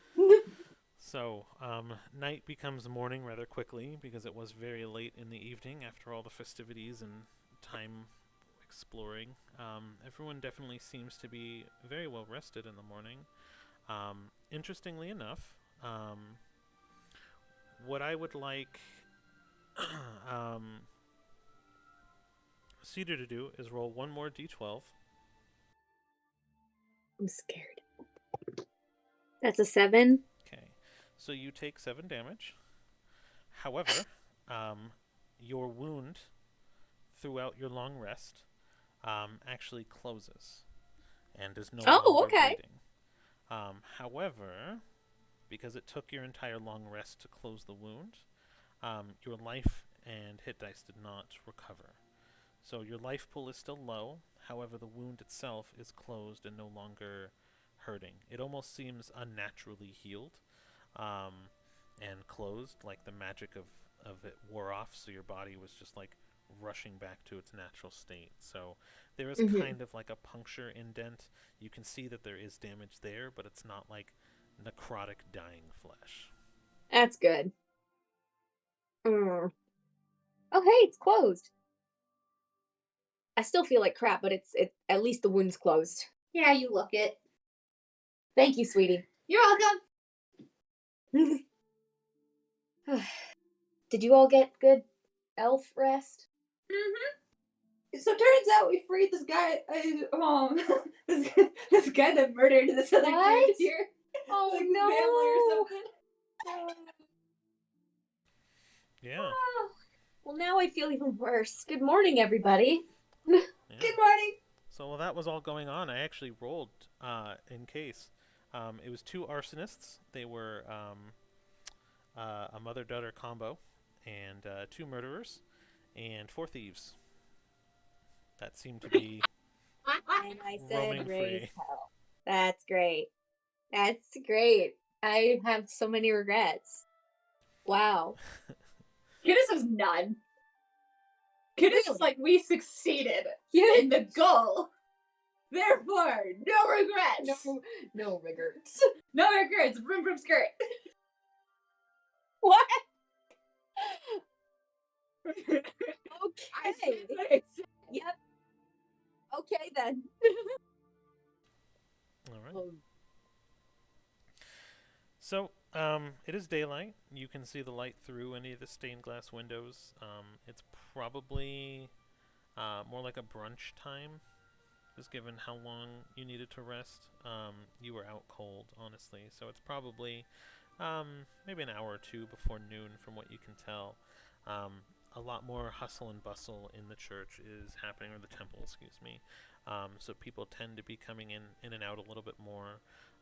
You see a couple of greeters at the door now, down the hall from the room you were staying in, and they're tying red ribbons or red string to the wrists of all the patrons as they kind of come in as like a solidarity prayer.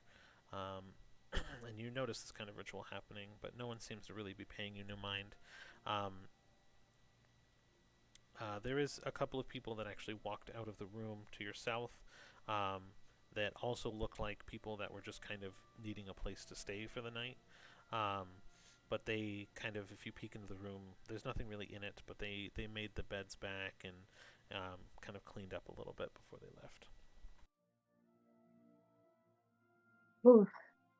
What do y'all what do you want to do today? Well, I think you need to get some more rest. I do. Okay, this is just more now fascinated by the ritual itself. And she's trying to figure out what's going on. But do I know what's going on?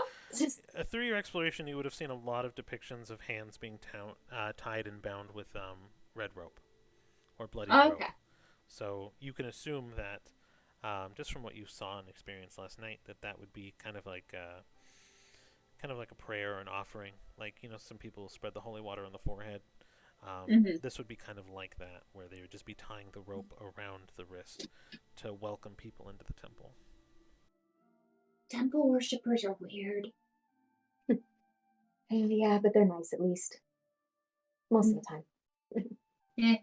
Did you have a good Try raising the dead with one of them around. They're not so nice then. That's why I put the qualifier most of the time. Did you have a good time exploring? Oh, it was a lot of fun. They have a giant gold chest in here. Mm-hmm. Yeah, no, I've seen it. I've been here. I used to come here a lot, actually.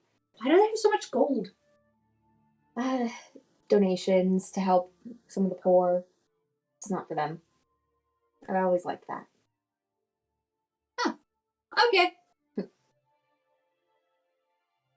But anywho, so the question is how to get you healed up. Yeah, that is the question. Whew. Gale will reach out to offer a hand or a spell slot to see if you heal. If you want to take it. Yeah, I take his hand. Do I roll something or? I'm rolling it. So he gives you a healing spell. Nice. Oh, that actually rolled really well. 21 life recovered. Oh, dang! Oh. That's awesome. So as your life is being healed, though, it kind of rejuvenates your body. Your wound on your abdomen, although it closed, actually begins to kind of heal forward, and your eye begins to kind of seep a little bit. What are you doing? It's asking, but you don't have to listen. Okay. It felt the resurgence of life. Oh, it was like, this looks like a job for me. This looks like I could have a job to do. Give me that yummy life force of yours. Oh, my word. I think I'm gonna take care of something real quick, and then is it okay if I rest for a little bit longer? I feel like we're gonna have to run into him again, and I don't really want to do that on an injury, you know? I wonder if I can just cause the entire place to topple on top of him. That would be fun. I love the Earthspawn. They are so much cooler than people. I'm inclined to agree. People suck. Not you all though. You all are growing on me. But anyhow, I will say, and you didn't hear this from me, but the lair is made of sandstone. So sandstone. it's easier to complete it. But you didn't hear that from me, okay? And Cedar kind of gets up for a second. She's like, "I'll be back in a minute." And she kind of goes and looks for an empty room. The room to the south is empty. Everyone's kind of cleared out, I'm sure. All right. And she shuts the door behind her. Okay. Since I'm going to take a rest right after this, I think we can do a little bit of sightseeing, if we want to call it that. But first off, do you have a name or something? I feel weird just calling you Eyeball. You feel the pull, but it no response. Oh, come on, you usually talk.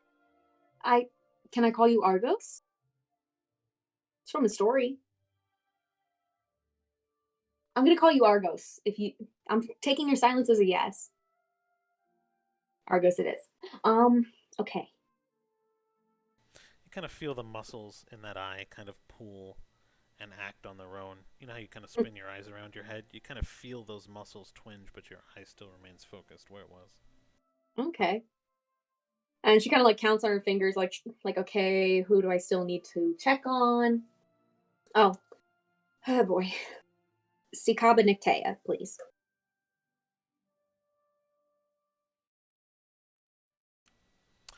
Okay, so that's the second son. Second son.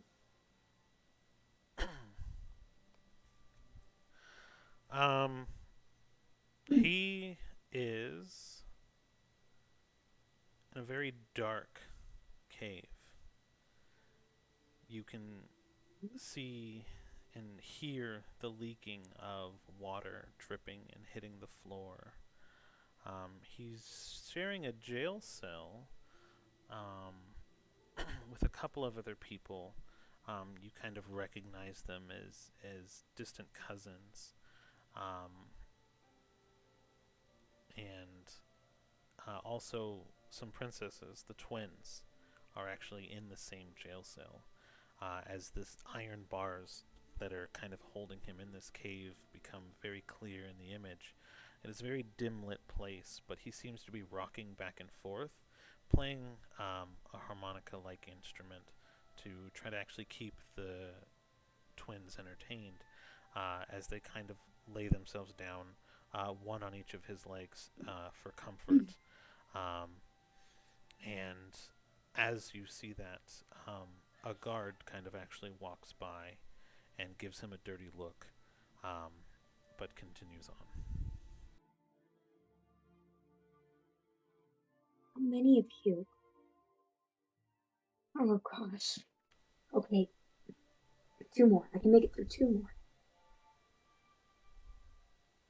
And I feel the normal pain of the transaction. Mm-hmm.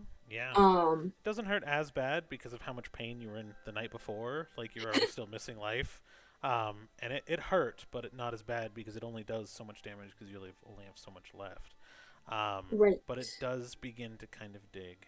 And now you hear the voice. It's like, you named me. Can you say that one more time? Again. I couldn't hear you. Oh, you hear the voice now. It's like, you named me.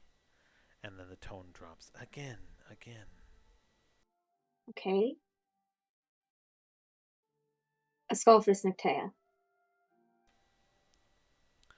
That's Dad, if I remember right. Mm-hmm. This one hurts a little bit. Not just physically, but emotionally.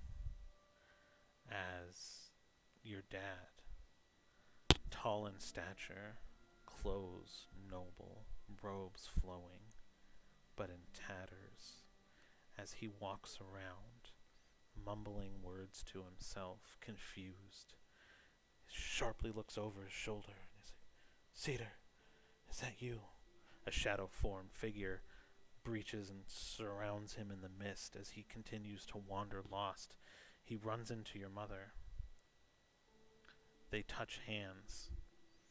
They pull hands away as she goes, who are you? What are you? As she doesn't recognize your father, as they begin to kind of push off and get absorbed into 2 separate clouds of mist. Your father bumps and stumbles into a tree, trips over a tree root, and looks up. Another shadow figure darts out of vision again as he begins to just wander through. You hear the whispers that he hears, the voices he hears in his head, leading him lost in many different directions. And your body begins to hurt, your heart begins to pump as you're forcibly sucked from the vision.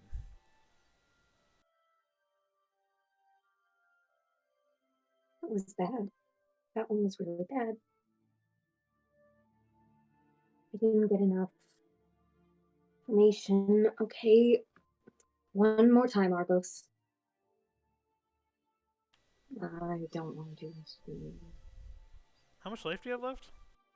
I have 6 life. Okay. It's like a chemical half-life. Yeah, it's true. It'll drop you down to 3. Yeah. Candace is gonna be so mad at you when you come out. Good. She should be. Ray Nictea.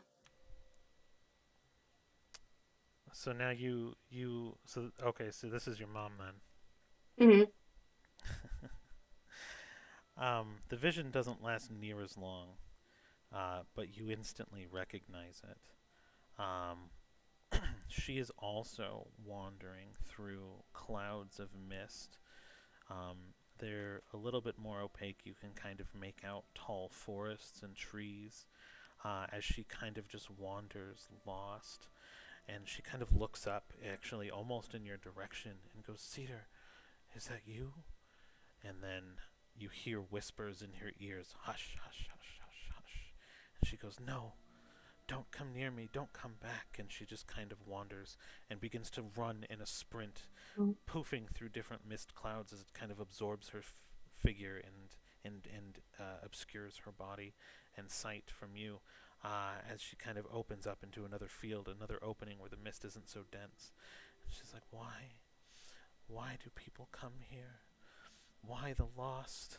And you see two other people also in her vision kind of stumbling, going through, looking even more sickly, like they've been there for way too long. But the cloud, as she kind of begins to fade from your vision, you see the cloud being absorbed into her mouth, going into her stomach and filling her lungs full of just this mist and fog and air. And you can see the life actually come back to her eyes as she's being sustained by whatever mist this is, and you are sucked out. And you hear the whispers, "Again, again, again." Not today, Argos. I can't right now. That's all for today, okay, bud?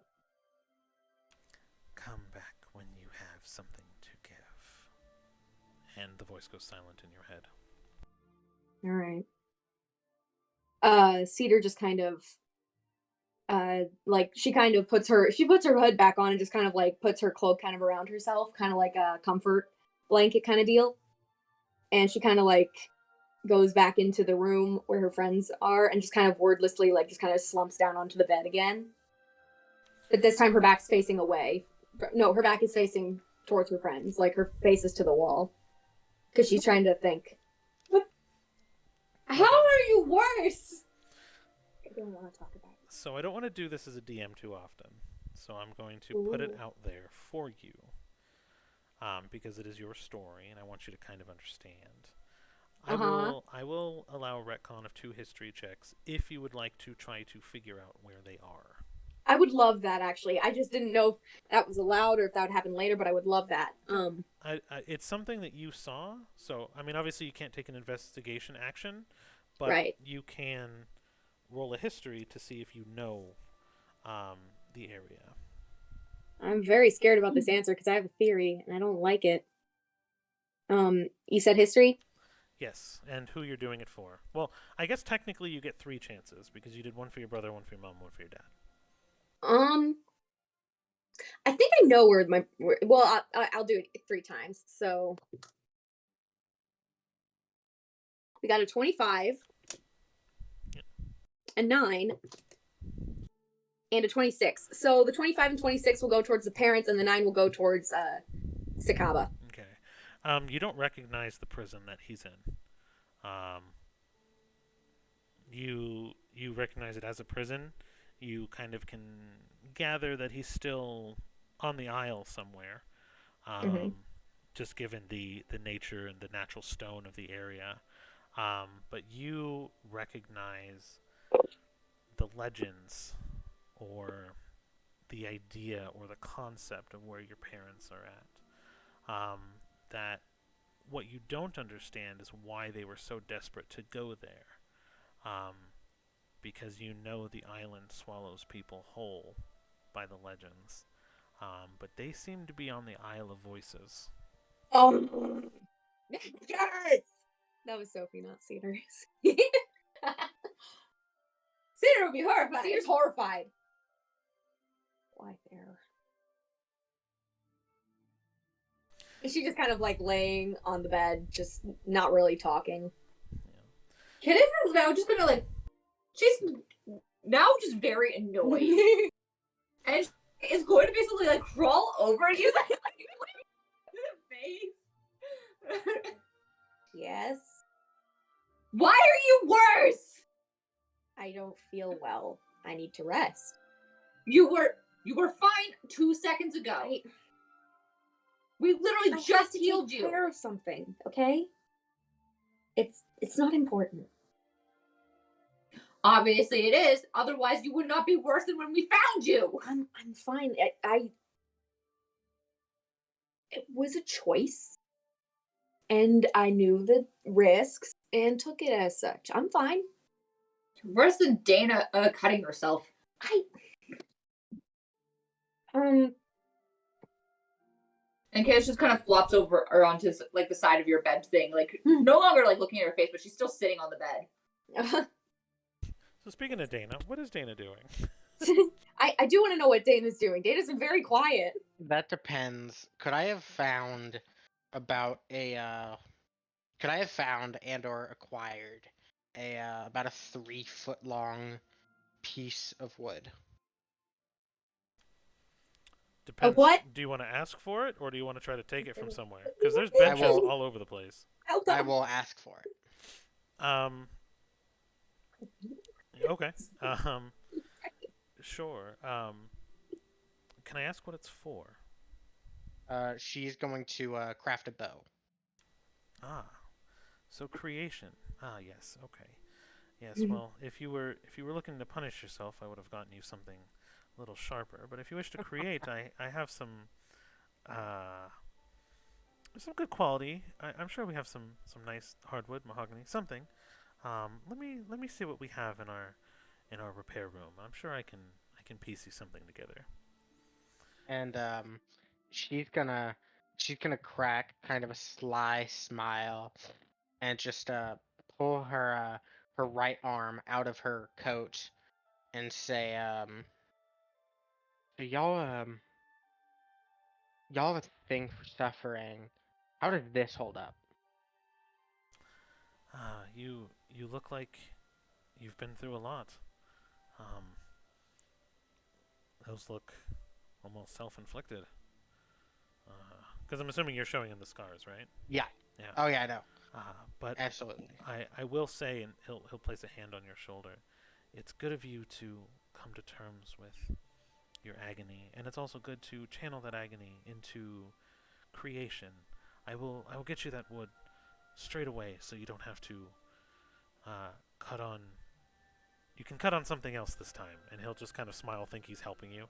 And a couple moments later, he'll come back with a really nice piece. Almost the natural warps almost seem like they're already kind of bow shaped, if you will, but it is just kind of like a raw wood piece. And he's like, "Here, I'm sure you could probably work and shape with this. And again, it's good that you channel this energy and your suffering and justice prevail." And I hate to ask too much of you. You wouldn't happen to have a like a about a piece of razor wire about the same length? Um, not. I love how. Sorry, the visual here. You're like, can I have a piece of razor wire? As Kittis has something long just going into her mouth. I'm like, what is she eating? She's eating the razor wire. Exactly. Obviously. That's what it looks like. I'm like, hey, Kittis is the one in trouble here all of a sudden. Anyways, moving on. Um, razor wire. What do you need that for? I need a bowstring, don't I? With wire. Interesting. Would that not hurt your finger? Ah, I see. Still suffering, sister. Yes. Just don't ask too many questions. And he pulls out kind of a nine-tailed whip from his belt that actually has lashes of razor wire on it, or just thin wispy wire with small little mace heads on it. And he goes, "May your suffering be short and your reward great." And he'll hand this nine-tailed whip mace over to you. And he goes, "In good faith, my sister." And just for fun, she's gonna she's gonna head back, and she's gonna she's gonna set up a chair right in the hallway outside the room where Cedar and Kittis are. Take out her woodcarver's tools and her smith's tools, and start intricately carving into this piece of wood, making this very ornate looking carving. The almost like wispy looking souls spiraling around the wood, and finally at the end of each piece, you're just gonna see this what almost looks like a radiant fire carved into the wood, and after she attached the razor wires, the bowstring, she's gonna walk back up to the person that helped her, and she's gonna present the bow and go, "What do you think?" And so you'll see the priest kind of talking to and then dismissing a few people as you kind of walk up, and he'll gesture to kind of like hold it and kind of like nod forward. He won't just outright grab it from you. Mm-hmm.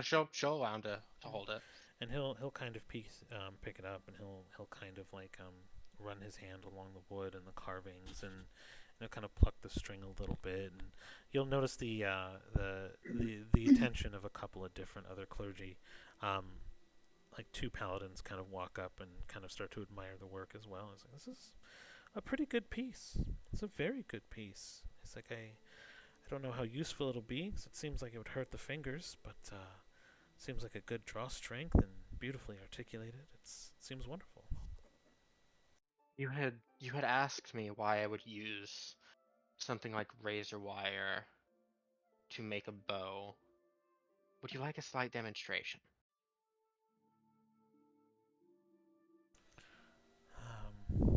Sure.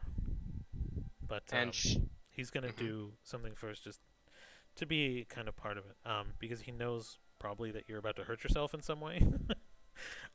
He is going to gesture to tie a ribbon around your wrist. Okay. It's kind of the same prayer offering that you kind of witnessed, and he'll kind of tie it around your wrist, and it'll tie tightly, and he'll kind of nod and let you do your thing.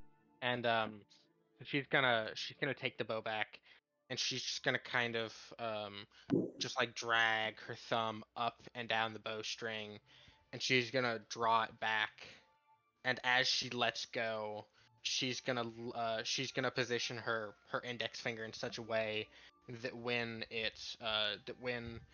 the string flies back into its resting position, it's gonna nick her finger. And when it nicks her finger, she's going to flip the bow around, show him the drop of blood on the string, and in an instant, it's going to erupt with this radiant light that just drags along the bowstring and envelops the entire bow. That's so cool. I was wondering if that's what you were intending. That's pretty awesome. I like that execution. And he kind of claps. He kind of gives a little golf clap, and so do the 2 paladins. And be like, that's an amazing trick. You don't see hunters around these parts very often. And he'll kind of smile, and he's like, and now I have a trick for you. And he'll snap his finger, and as soon as he does, the ribbon that's tied around your wrist disintegrates, and as it does, your wounds from your finger that were just cut actually healed. Ooh. Oh, I love that. That's so cool. You know, I don't mean to sound rude, but I am in service to somebody at the moment. But depending on how things go, I would love to be welcomed into your church someday. The church will also welcome you, my sister. And he'll kind of nod down towards you and say, will your suffering be swift and your healing be grand? and she's gonna nod, pop her hood, and just walk back to her chair. Kidis is kind of now just about ready to strangle Cedar. She's ready to finish the job. It's only 3 hits. You just hear her yelling at Cedar, "What happened?" Oh, and that's what. Cedar's still just turned away, just like giving very short answers, just like. Because like no, Kidis has practically dived on top of you and is trying to shake you. So I will say, the carving of the bow and the presentation will probably have taken another long's rest worth of time. Mhm. So I'm assuming Cedar is taking the rest and taking another long rest. Aside Well, from then- Kittis beating you up in your sleep, is she doing anything? Huh? Is Kittis doing anything else aside from watching Cedar heal for 8 hours? Well, if she went to sleep, Kidis is just going to put the dreamstone on her head and try to continue interrogating her in her sleep. Oh, that's beautiful. Okay, Dana, you can go ahead before we move forward with that scene. So would Kittis getting mad at Cedar have happened before or during my carving of the bow? Probably during your carving of the bow. Alright. And you would have definitely been in earshot. I'm assuming you kind of went back to that hallway to kind of watch over them. I would assume.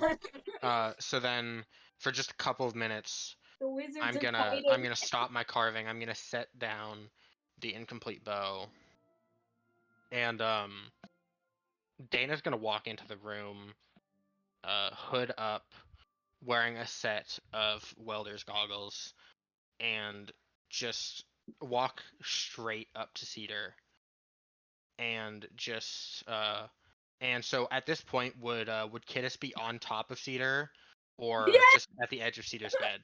I'm trying to sleep. Huh? I say she's messing with her. I don't know. Like that sounds kind of fun.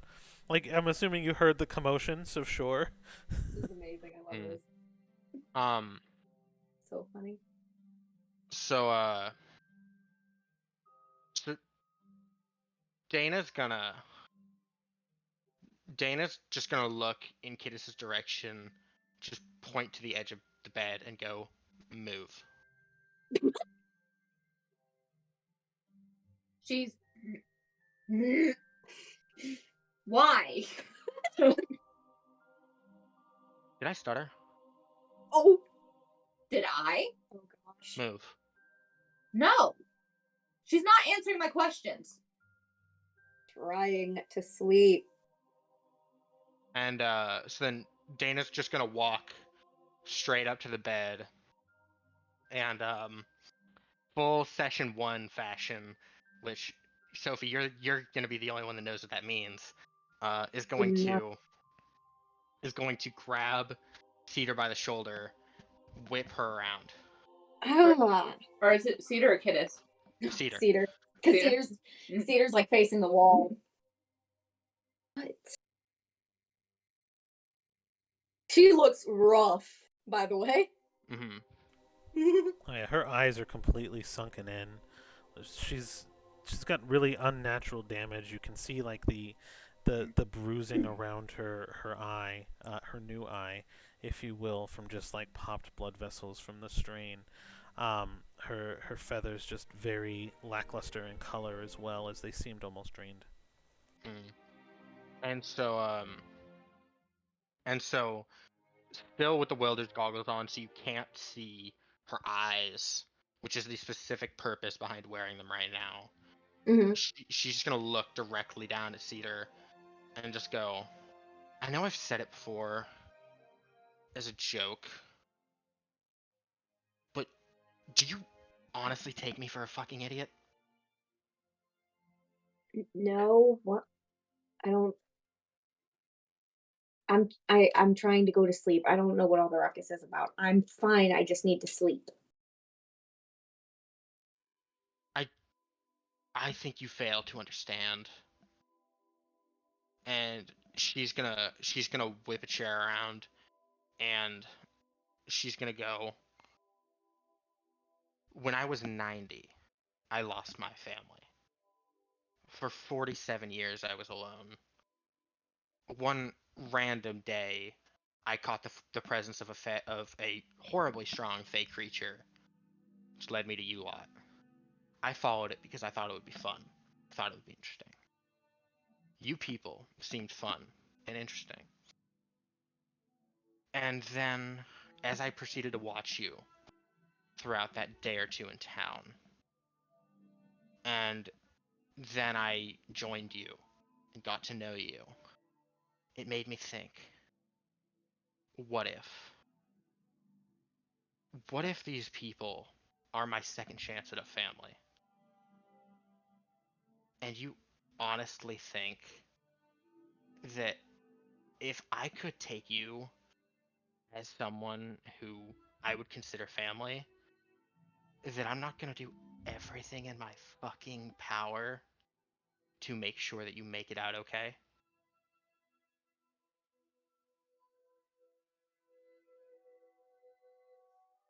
Thank you for that. I'm truly grateful. You don't the others, yes, but you don't want me as family. I'm bad luck, okay? I bring bad luck to those around me, and that's just how it is. It's how it's been. And I don't want that to happen to you all too. I don't want to get into it, but thank you for getting me out of the cage. I do care for you all. I just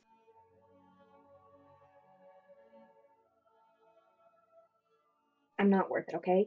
So please don't risk your lives for me because that's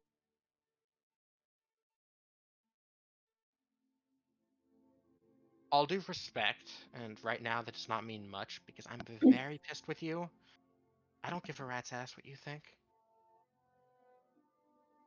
okay. I don't understand why you're ticked though. I am okay. I know where my limits are, and I did not cross said limit. Am I towing the line? A little, but I knew that I could get some sleep afterwards.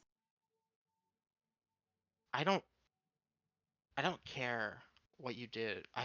I'm not mad because of the eye.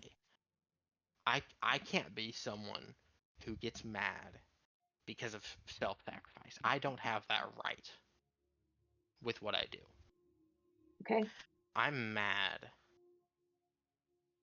honestly, mostly at myself because I let you go off alone and this happened. No, that was not. I told you to get the others to safety. That is not on you. You did what you needed to, okay? And I did what I needed to. You're not bad luck.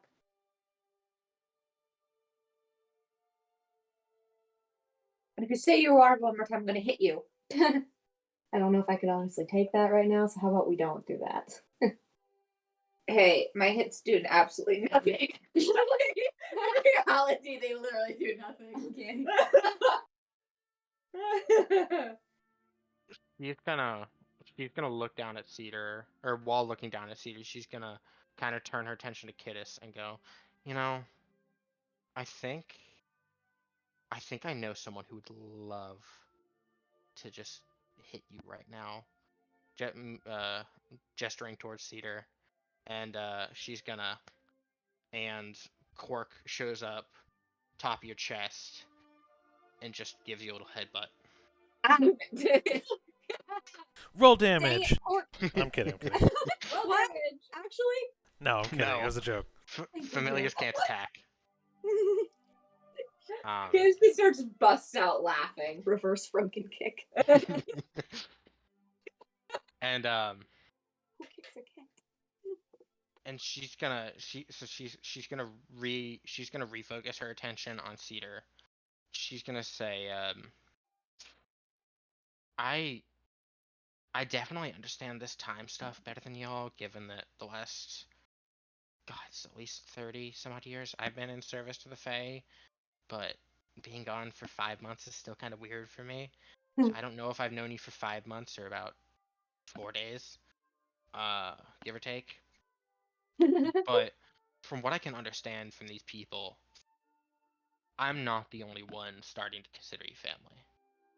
So I'm not mad at you because you drain your own life to do whatever you do with that eye. I'm not mad at you because you have this horrid deception or perception of yourself where you think you're bad luck. I'm pissed at you because you think that not only that you think you don't deserve these people to give a shit about you, but that you think that you telling them not to would stop them.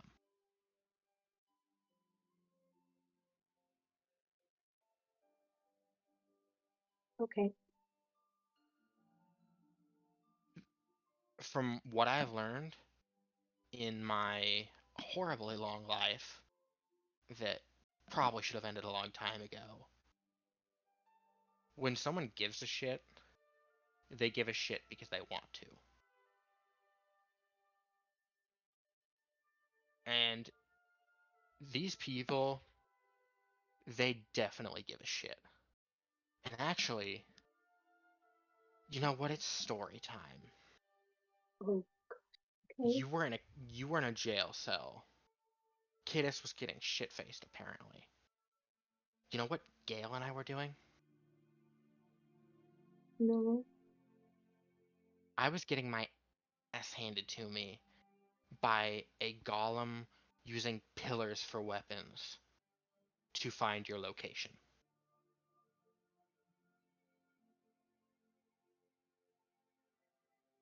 And Gale was right there to pick me back up when I inevitably went down, because who the hell would not go down when hit in the face with a pillar? So these people are going to care about you. I am going to care about you. For fuck's sake, this cat is going to care about you.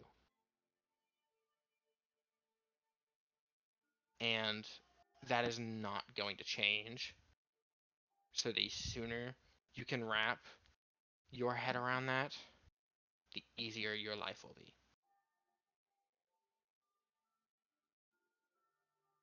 There's only really ever been one person who's truly cared for me in the past, so I'm not really used to knowing what that's like.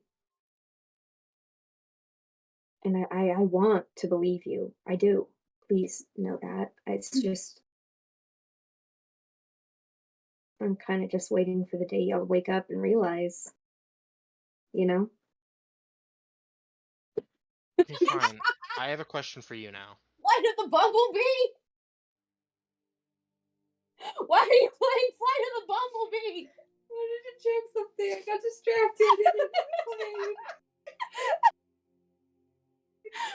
Noise. Volume all the way down. Kids is just that mad. Flight of the Bumblebee starts just resonating. And so It'd be like, Fierce out of nowhere. I'm so sorry. I'm sorry. um That's my bad. I'm back. but so Dana just goes, "All right, fine. You know what? I have a question for you then. Hmm. What else would I be doing? Would I go back to my family, live a normal life, somehow heal over 47 years of 40 years of scars? I don't know. But I know that What would the kid be doing? What would the cleric be doing? What would the money obsessed cat be doing? Do you honestly think, and I don't really know any of you, I don't know what any of you were doing a week ago, our weird time. But can you tell me that, because you seem to know a bit about them, can you tell me whatever they were doing 5 minutes before they met you was better than what they're doing now? Gail was looking for his family. Ocarin had a stable job. Kidis admittedly was being tortured in a dungeon, so. Yeah, that sucked. And, yeah. Okay, I can. Well, the kid, done right there. Better life now. The other two, I can debunk those right now. Is it really gonna be so much better, so much easier to look for your family on your own? Or would it be better to have a group of hypothetically like-minded individuals with a wide variety of skills to help you look for, if not find your family, find contacts, clues, hints, breadcrumbs to lead you to them? Yeah. Right. And you're honestly going to tell me that the rogue had a stable job and was not going to somehow try and do something to make more money? Because from what I can tell, while she definitely does care for you, you cannot tell me that if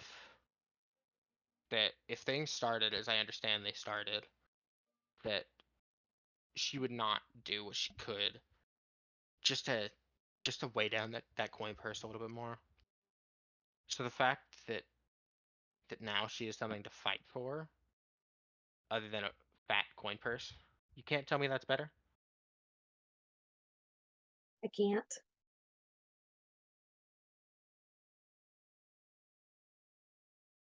So let me ask you again. Are our lives better or worse? Better. Right. Okay, but all of that could have happened. All of that could have happened with or without me getting involved. And I mean, y'all could have been doing whatever. I know the queen seemed to have a discussion. The White Queen seemed to have a discussion with each of us. I got a job, and I'm assuming you all did too. I mean, heck, Philo got a job. I didn't. You didn't? Nope. Oh. Well, with the exception of you. We all were told something to do, and I mean, ever since we got to Nexus, you all have just been dealing with my personal drama.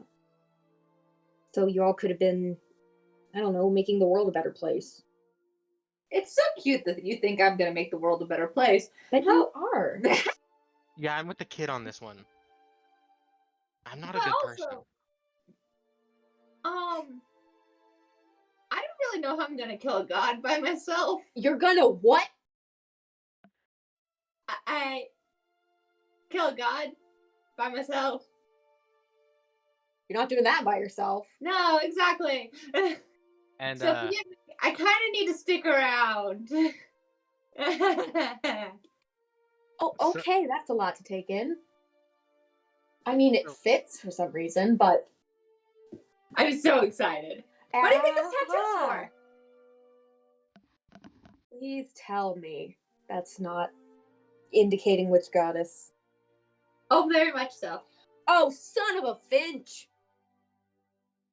That's great. I love that. And Also, it turns out she owns my soul. She what? She's the one that when back when I tried to kill myself. When you what? We talked about this. Only briefly. There's been a lot going on. But anyway, back when I tried to killing myself, I felt like I got dragged out, and apparently she's the one that dragged me out. Lovely. So we're gonna deal with Lolth? Yes. Hey, I could not read those stories when I was a kid. They gave me literal nightmares. Yeah, they still give me nightmares. Not the stories, the being chucked in her crypt. But anyway. What? So I think we're better off with you. I'm not sure how that math adds up, but okay. Ah. Kiss's way of dealing with stuff, chucking information at you, making you super confused and forget about your sadness.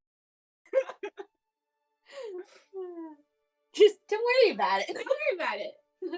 We're doing fine. Oh, okay. I'll concede this round. Good. Go to sleep. Can I go to sleep, please?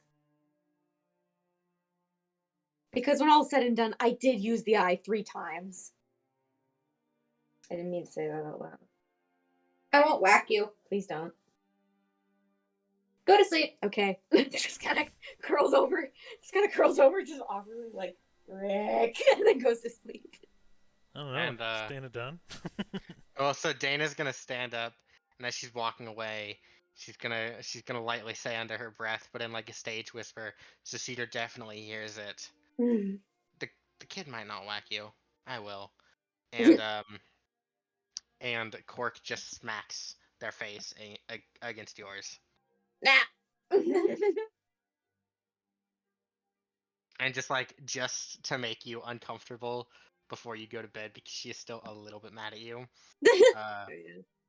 Cork is gonna go and give you a long cat lick on the cheek.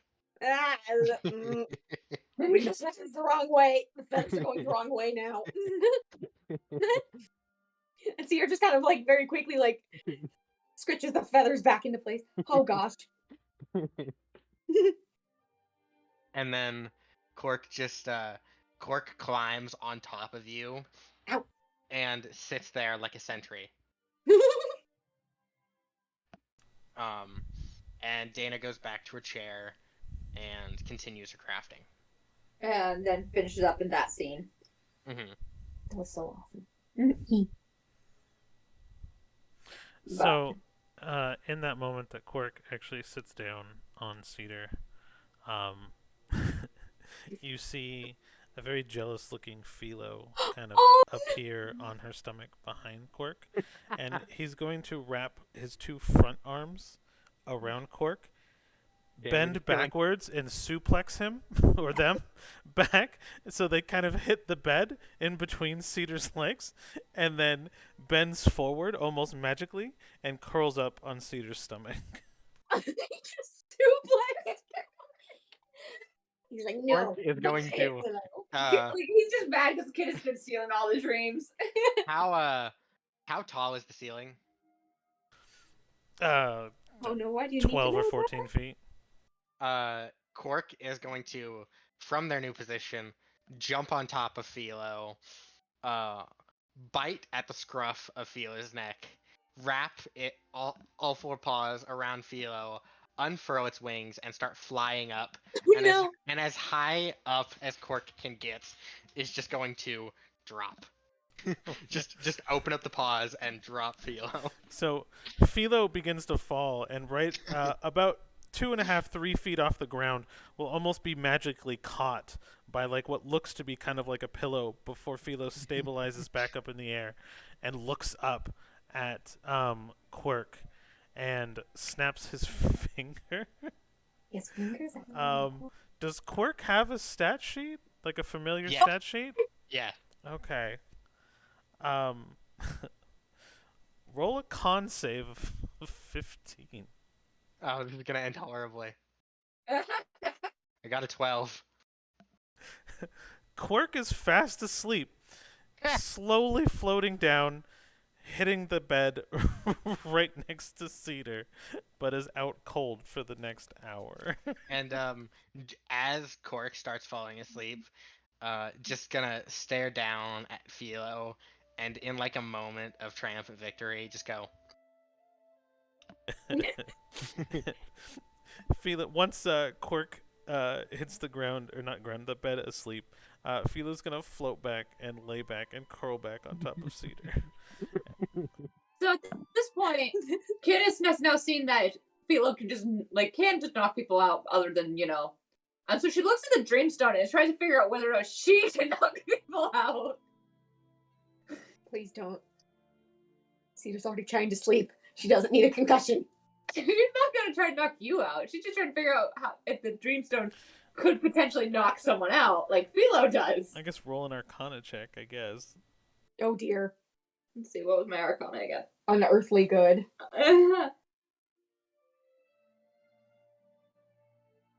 21. That's a good roll. It does not seem like the Dreamstone has the power to influence sleep, only the dreams.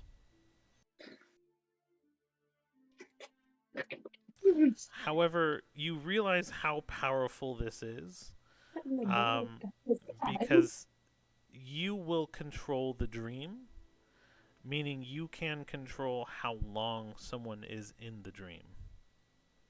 So I could make someone basically go into coma. You get that impression with a 21, yes. Gosh. As long as you're actively, like, thinking out how the dream is supposed to go for that time frame. There are so many new possibilities here. So the thought comes to mind that you could set someone in a loop, potentially, or a horror loop to replay. I know. I the already scene. have some ideas for dreams. No worries, or you're good. nightmares. Oh no. Yeah. This is gonna be so much fun, Oh guys. no. Anyways, Thank you. yay, context. So you're attempting to place a stone on Sita's head once she falls asleep. Is that still in the intent? Philo's got that one. Philo is Philo not were, gonna like, mess with her talking. dreams. He's just gonna let her rest. He just wanted to make himself present. Okay. He was trying to assert dominance. Feels like I'm the pet. I am the alpha. But nah, not this time. But I have a different. I do have ideas. Okay. This is gonna be fun, guys. Oh no. So no worries then. So day turns to night. Dana crafts. Cedar heals. Kittis contemplates torture. And it is now the following. Well, it is now nighttime. The city still seems to be alive.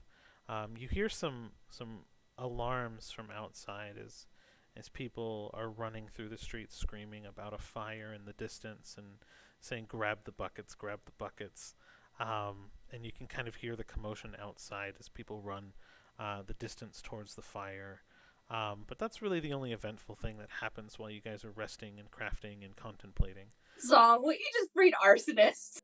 To be fair, we didn't know they were. They were in jail. Your Honor, I plead oopsie daisies. For the record, guys. it may have been Dana's request to wage war that freed the arsonists. Rain. No regrets. Rain.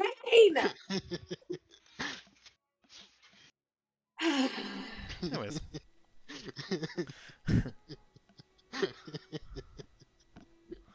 Why? I can't believe you've done this. Okay. No, you must. I consider If this you're a awake, team effort. I freed them. Peter gave them motivation. You're gonna ignore that part. So, one unique thing does happen. So, as the time progresses and Of Cedar takes another long rest, as she wakes up from her long rest, she will kind of turn over with a big stretch and a yawn. Sorry, I'm taking this one for you.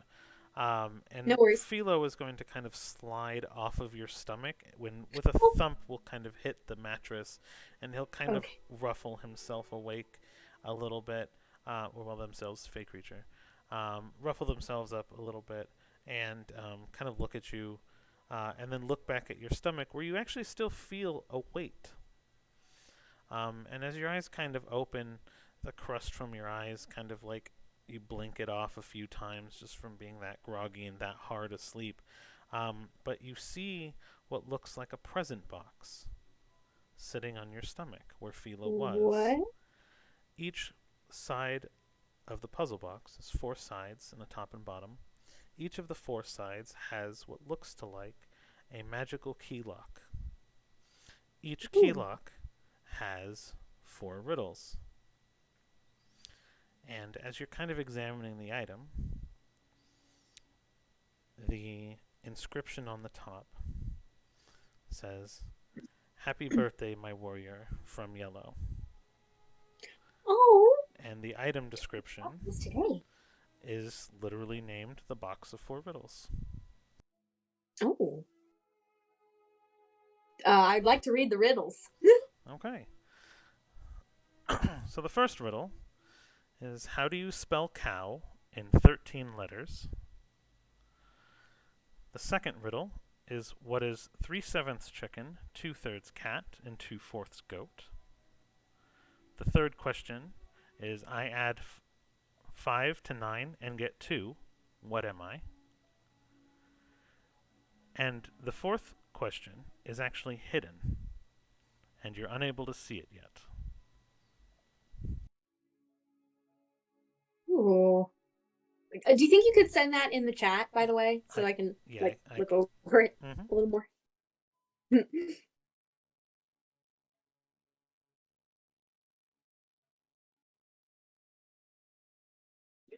If it was like gonna be another This is stone, another Rickroll. like if I was gonna be like, if it was like another Drew stone, I think this would be like dope on top of you.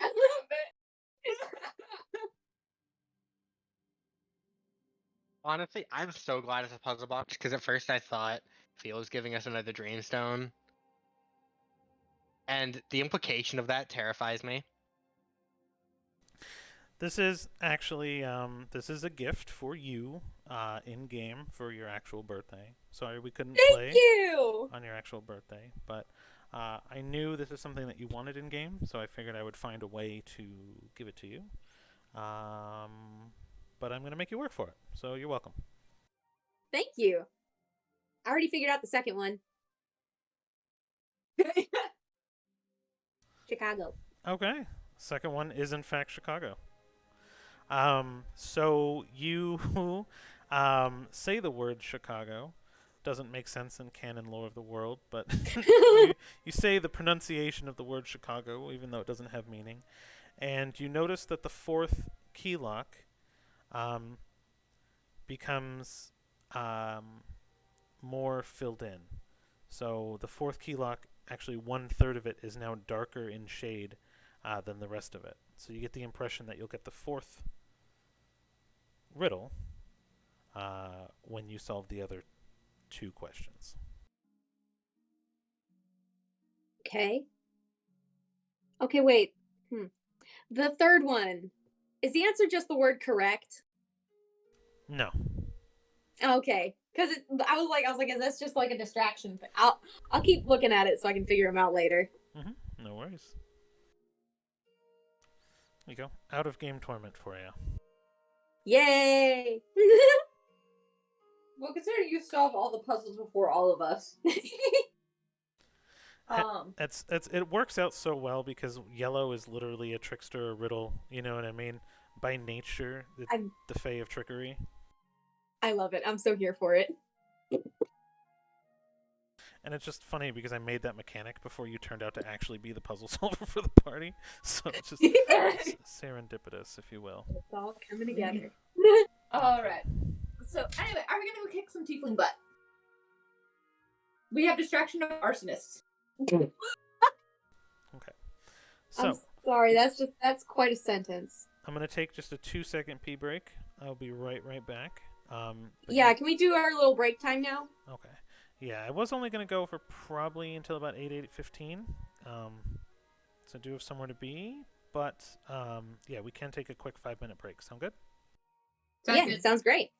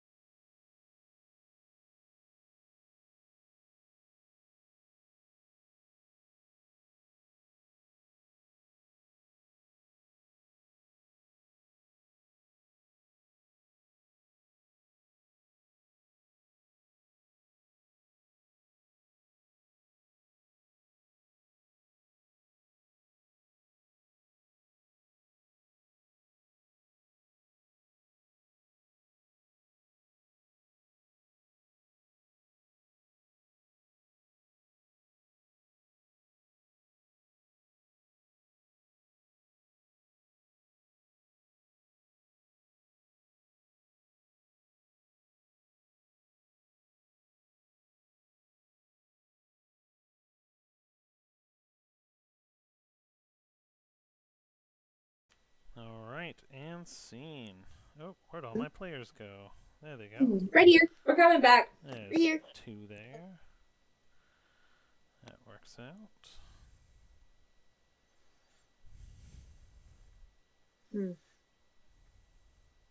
It's all good. The other one's still missing.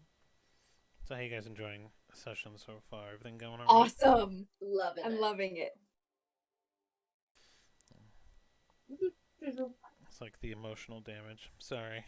About your parents. No, it's okay. Emotional damage. As I was reading the comments, despite all her rage, she's still just a bird in a cage. It's definitely it's quite fun. But yes, anyways, okay. So we are back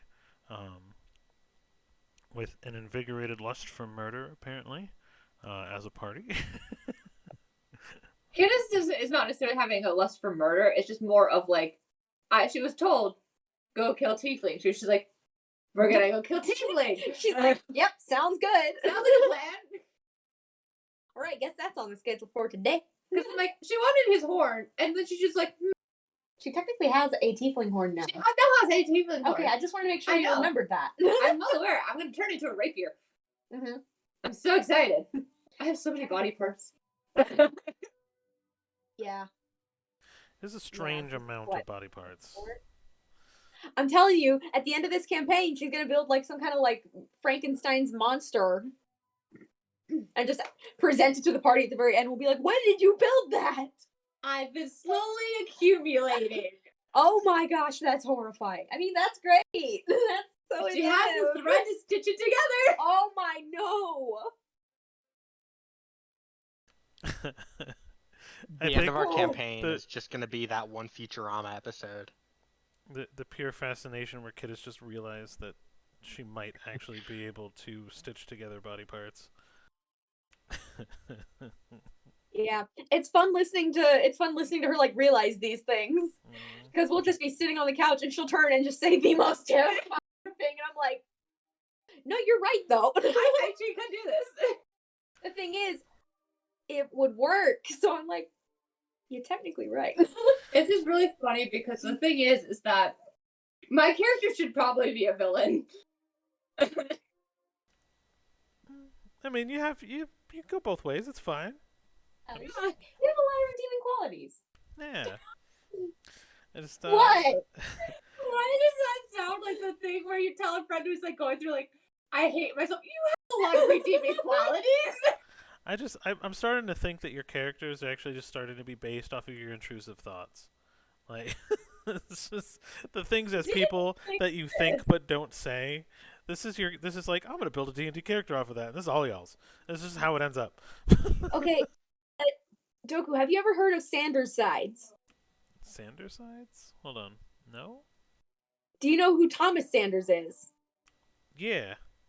Okay, he made this entire series where he basically talks through his own personal issues with the different facets of himself. Where he has like the logical side, the creative side, the like morality side, anxiety. Gotcha. And Anxiety is a whole side. anxiety is the whole side. And one of which is literally just intrusive thoughts. And as we've gone on, I've been like, this is going to be so much fun because I basically just yanked that over. I said, shake it like snow globe. Yeah, you literally said, make it a small elf girl. Yes. It's funny because if you look at her personality, she's Logan, but then every once in a while, Remus, well, actually not every once in a while, it's like an alternation. It's like the sun moon light switch. I just have a lot of ideas. I always say I'm not I necessarily know. smart because of quality of ideas. I'm really smart because there's just the sheer quantity of them. Hey, embrace it. Anyway. All right. So, okay. So it is now nighttime again. Sun crests over the tops of the city buildings as you guys kind of breathe, fully restored for the first time in a while, not exhausted or beaten or broken or hurt. And just the thing about the temple is that even though you guys have spent nearly 2 days here, well, yeah, about 16 hours, so about a full day here, no one really seems to pay you any mind. In fact, that you actually seem kind of welcome as long as you clean up after yourselves and things like that. So, since no messes have been made and nothing's been stolen, everyone seems to be more or less enjoying the company, and that's what seems to be the theme of the actual temple and things like that. People will kind of come in and check in on you every once in a while and smile. You would have been offered food more than once from various people, not just the clergy, but the patrons as well. So you're also well fed, and more or less renewed, if you will. So please continue. All right. So are we going? Yes. Yeah, let's do this. Philo, let's cause chaos. Oh dear.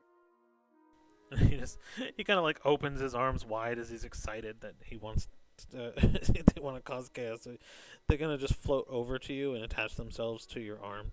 So like they hug you with like the top arms and Like the a bottom fuzzy arms arm at the bracer. same time. Yeah, and then you feel the weight as they vanish. All right. Alrighty. Let's do. So Kidis is just kind of like skipping out and saying bye to everyone very cheerfully. Do I see the first dude that helped us out? He's gone, but someone is. You'll see a tall, kind of a dark-skinned elven woman in his place, just kind of standing at the center of the temple, kind of talking amongst people, but they seem to be coming to her now. The original guide does seem to be gone. Thank you all very much. And she kind of smiles and nods, and as she does, one of the front door, I guess greeters, if you will, the the Walmart greeter, will walk over to Dana and actually tie another ribbon around her wrist and smile, and kiss her hand, and then walk away and kind of dismiss themselves. They gave you some of the ribbons? And Dana's just gonna nod at the greeter and just turn to Kiddis and to Peter and go watch this, you'll think it's neat. And she's gonna pull out both her short swords, drag them along her arms, activating both her rights, taking 6 points of damage. And I'm assuming the thread disintegrates. The thread disintegrates, and you no longer feel the sting from your wounds. Perfect. And she shows them her like visibly cutting her arms, and then the arms just healing back up. Whoa. Those are cool. This place, it's a lot more than I thought it was. Yeah, I used to come here when I lived back here sometimes. Very nice and calm. Helped me clear my head. All And right. through that entire long rest, would I have any time to do anything else, or was it just the rest? You did the crafting, so Yeah. you had made the bow and stuff. Depending on what you're wanting to do, I guess we can Would see I if you had time for it. would I have like an hour and a half to spare, or no?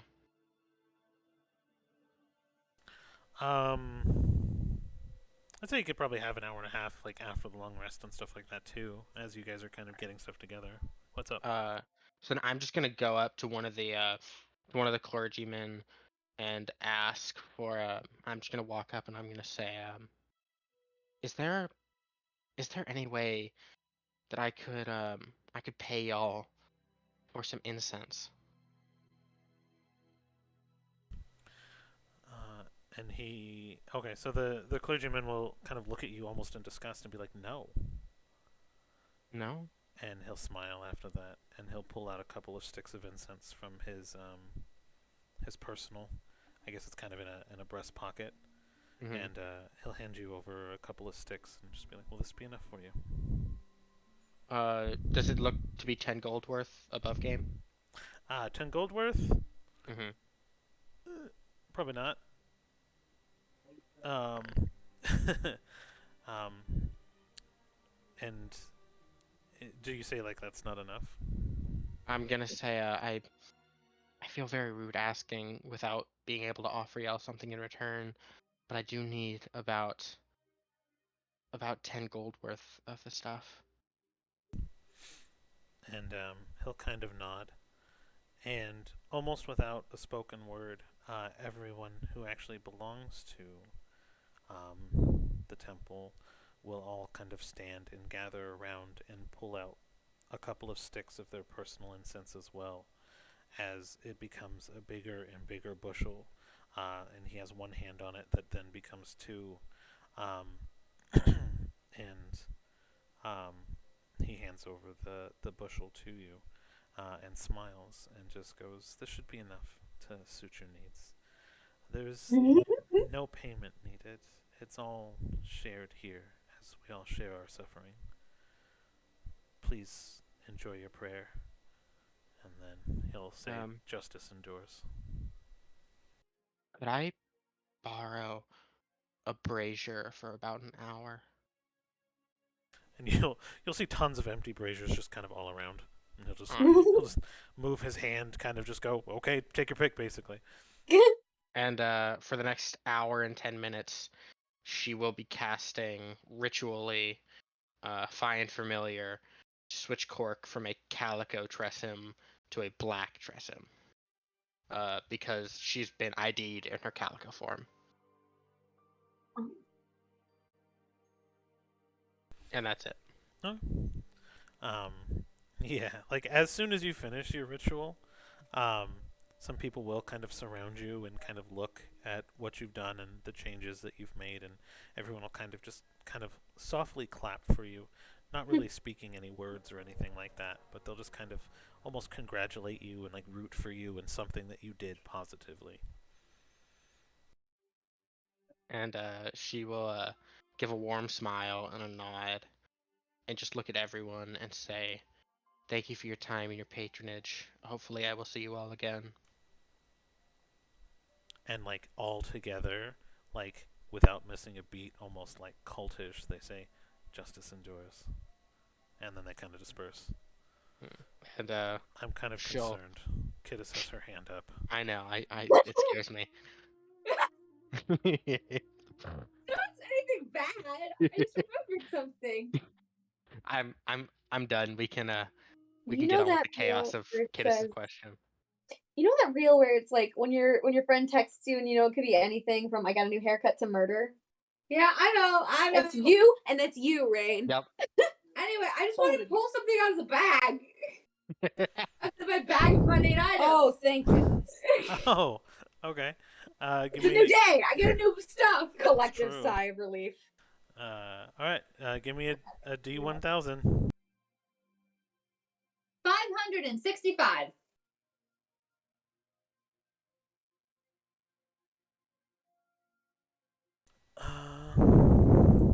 A thin sheet of cooking paper that has been folded into a swan. Random stuff. Yay. You're gonna keep that as well, aren't you? Why wouldn't I? I have no idea.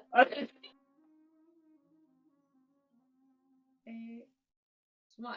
Her name is Odette. Yes. That's kind of a. That's like I think the most boring item I've given you so far. Mm-hmm. Yes, it is. But her name is Odette. You know, I just realized, you know that like cleaning style where it's like, this one sparks joy, I'll keep it. This one does not spark joy, I will not keep it. That wouldn't work for Kittis. She'd just be like, this sparks joy, and this sparks joy, and this sparks joy. The only thing not sparking joy is grandfather. Yeah. She's putting it in the bag. Maybe she can have fun with Finian.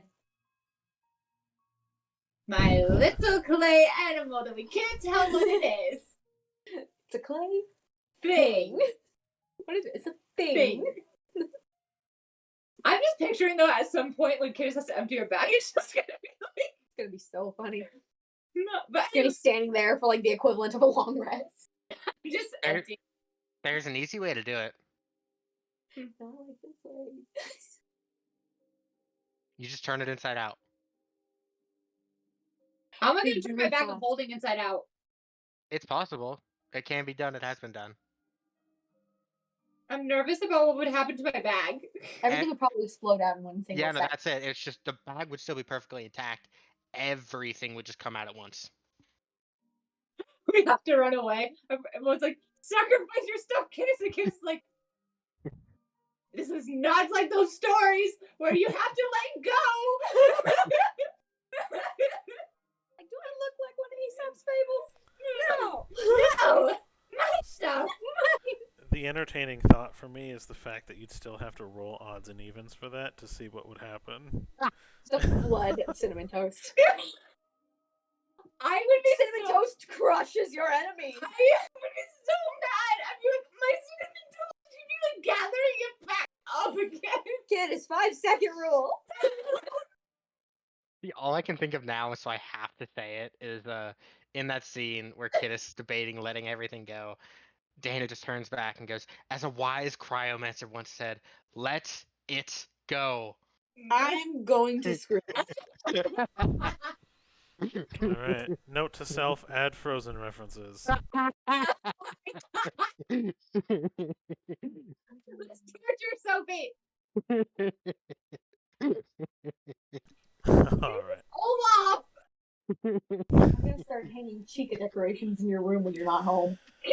All right, children. Oh, believe me, honey, you would not win that war. So, what is your plan now? The night is set. The stars are out in the sky. The fires of the day have been put out. And like I said, everyone just allows you to kind of share the space. No one's bothering you here, and you get the sense that no one really will. My question is he Shalius back in the place? So you want to know where Shalius is? Yep. I know of one way to find out. No. Wait, is this something asked out loud? Of like, Oh, hey, this should be do asked we? out. Of like, hey, do we know where Shalius is? Yeah, Ken's just like, where are we going? We need to find Shalius. You Oh. you Okay. injured yourself and turned over yesterday. Okay. Wait, wait. A thought occurs. Thought of her. The string, What string? the red string. You Would tie it the heal? string around your wrist. Use the eye. You're fine. Would it heal her? I do I mean, not let's know. test it out. If anything, we just ask. We ask the clerics over there, or the cleric over there, points over to Gale, to do the thing, to do their cleric thing. Mhm. Let's try it. Could I have a ribbon, please? Can I have a ribbon, please? And like 4 people offer you one.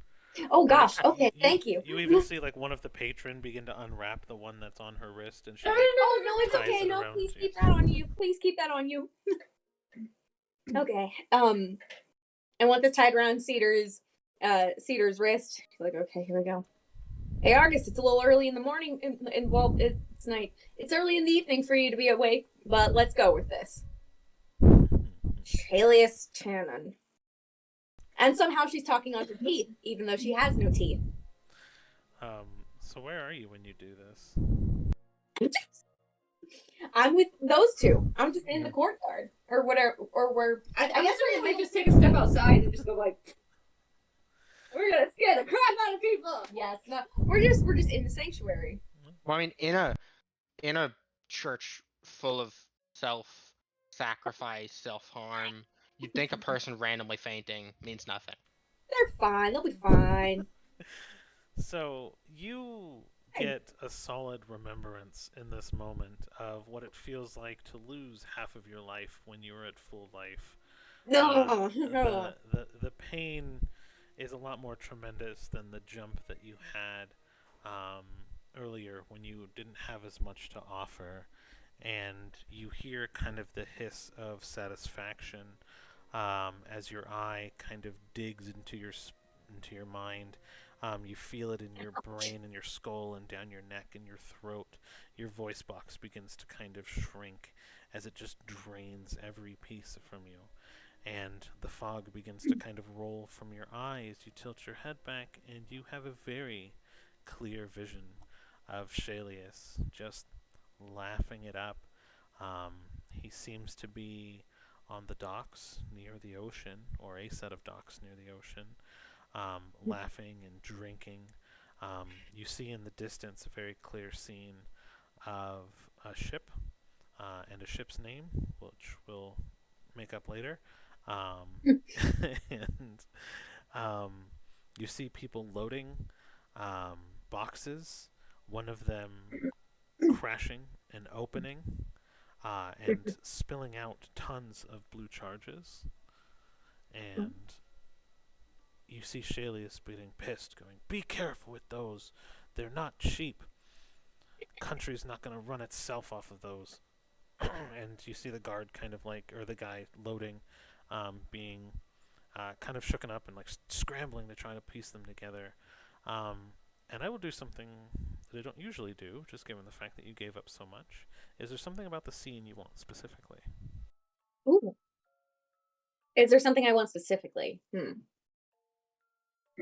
The nearest building, if it has a sign. Sure. Let me get a picture of Nexus up again, because it has a couple of different docks. I figure if we find the sign of the building, we can locate the building. Well, I'm assuming you would know this town like the back of your hand. I do. So you see it pretty clear, and you recognize these right away as the Nexus docks. These are the official city docks, not usually used for main market or trade, or not usually used for main market or trade, but like the transfer of really expensive goods or diplomats specifically for the city and state. So you've noticed the admin building with its torches and its lights, and you know exactly which docks that he's at and doing this. And what calls it strange is the fact that he's doing it in the official docks on an official capacity for the city versus the standard marketeering docks. Yeah. She kind of mumbles under her breath, "Oh, aren't we high and mighty now?" So is he in his like little hideout? No, unfortunately. He's at the docks. That means I can't earthquake spell him. I know, I'm sorry. I want to make a sinkhole. That is a thing that technically can be done. We still make a Leave it at that. sinkhole. At some point, I hesitate. She says, knowing she'll regret it. I'm now curious how big of a sinkhole I can make. Oh dear. Okay. Let's focus on How big of a sinkhole could I make? No. Here. No, I know you're not going to here. You said you were saying this in the middle of the church, and so you're like, no, not now. The name of the ship is the Beggar's Rest. The Beggar's Rest? The Beggar's Rest. Got it. And he's by a ship called the Beggar's Rest. So I know where he is. It's best if we catch him alone. 20-foot sinkhole. That's beautiful, Kate. If you think about it, you made the tunnel, so Yeah, I know. the ground's sunk in there, so it's a sinkhole. You made a sinkhole, yay! 20-foot sinkhole. No, that's not Dang a proper sinkhole. I know. That is a tunnel. I know. Sinkhole makes everything just collapse in on itself. I know. I was trying to see if I could. See, the fact that both of you guys know it, that means you can make two independent spiraling shaped holes in the ground, sucking water into a spiral shape, which would then cause a typhoon in the ocean. Anyways, DM speaking, sorry, not player. The things I sit around and think about. No, but It released a horrible thing, you know. No, that's why I give you guys spells with no boundaries. It's just time and play, that's all. But anyways. All right. Well, let's go to the docks. And Cedar starts leading her friends to the docks. By the way, did that magic thing heal you? Oh yeah, did the ribbon heal me? The ribbon burned. and where you would usually see kind of like a smoke or a flare up, didn't go to you. It got sucked into the cloud of the eye and back into the eye. So did I take any damage? You took half your life in damage, yes. Oh, it didn't work. He ate it. Argus ate it. Oh, I named it, by the way. Yeah. Gale will pat your shoulder, though, for a solid 18 life. Ooh, cool. That's one more than I technically need. I love it. Okay, let's go to a dock. And I think it's pretty much time, though. Oh, Kind of. Yeah, so I will say that you guys make it to the dock. It is still now the center of the night, so it's about midnight, 1 a.m. If you sneak up closely, you will be able to see that there's a lot of hustle and bustle at this dock, a lot of people in and out, loading a lot of crates onto this ship. And in the distance, you can hear the very familiar ring of Shelius's laugh as he's still drinking and clanging his tankard with his buddies at the table that you saw him at. And I think that'll be a good place to end it. yes. Thank you so much. I just sent Shatter at him. It just doesn't even. He's just like, time to die. You hurt mom, you die now. Thank you, everybody that has still hung out. I still see 2 viewers, actually, so that was pretty awesome. Yeah. I appreciate everyone kind of joining in. And it was a little bit of a slower session, but it was still fun for the storytelling. So thank you guys, everybody who's hung out. And we will see you next time, probably Sunday, right? Yes. Sunday at 1:30 Eastern Standard Time. I will not be here. I'm gonna miss you so much. I'm so sorry.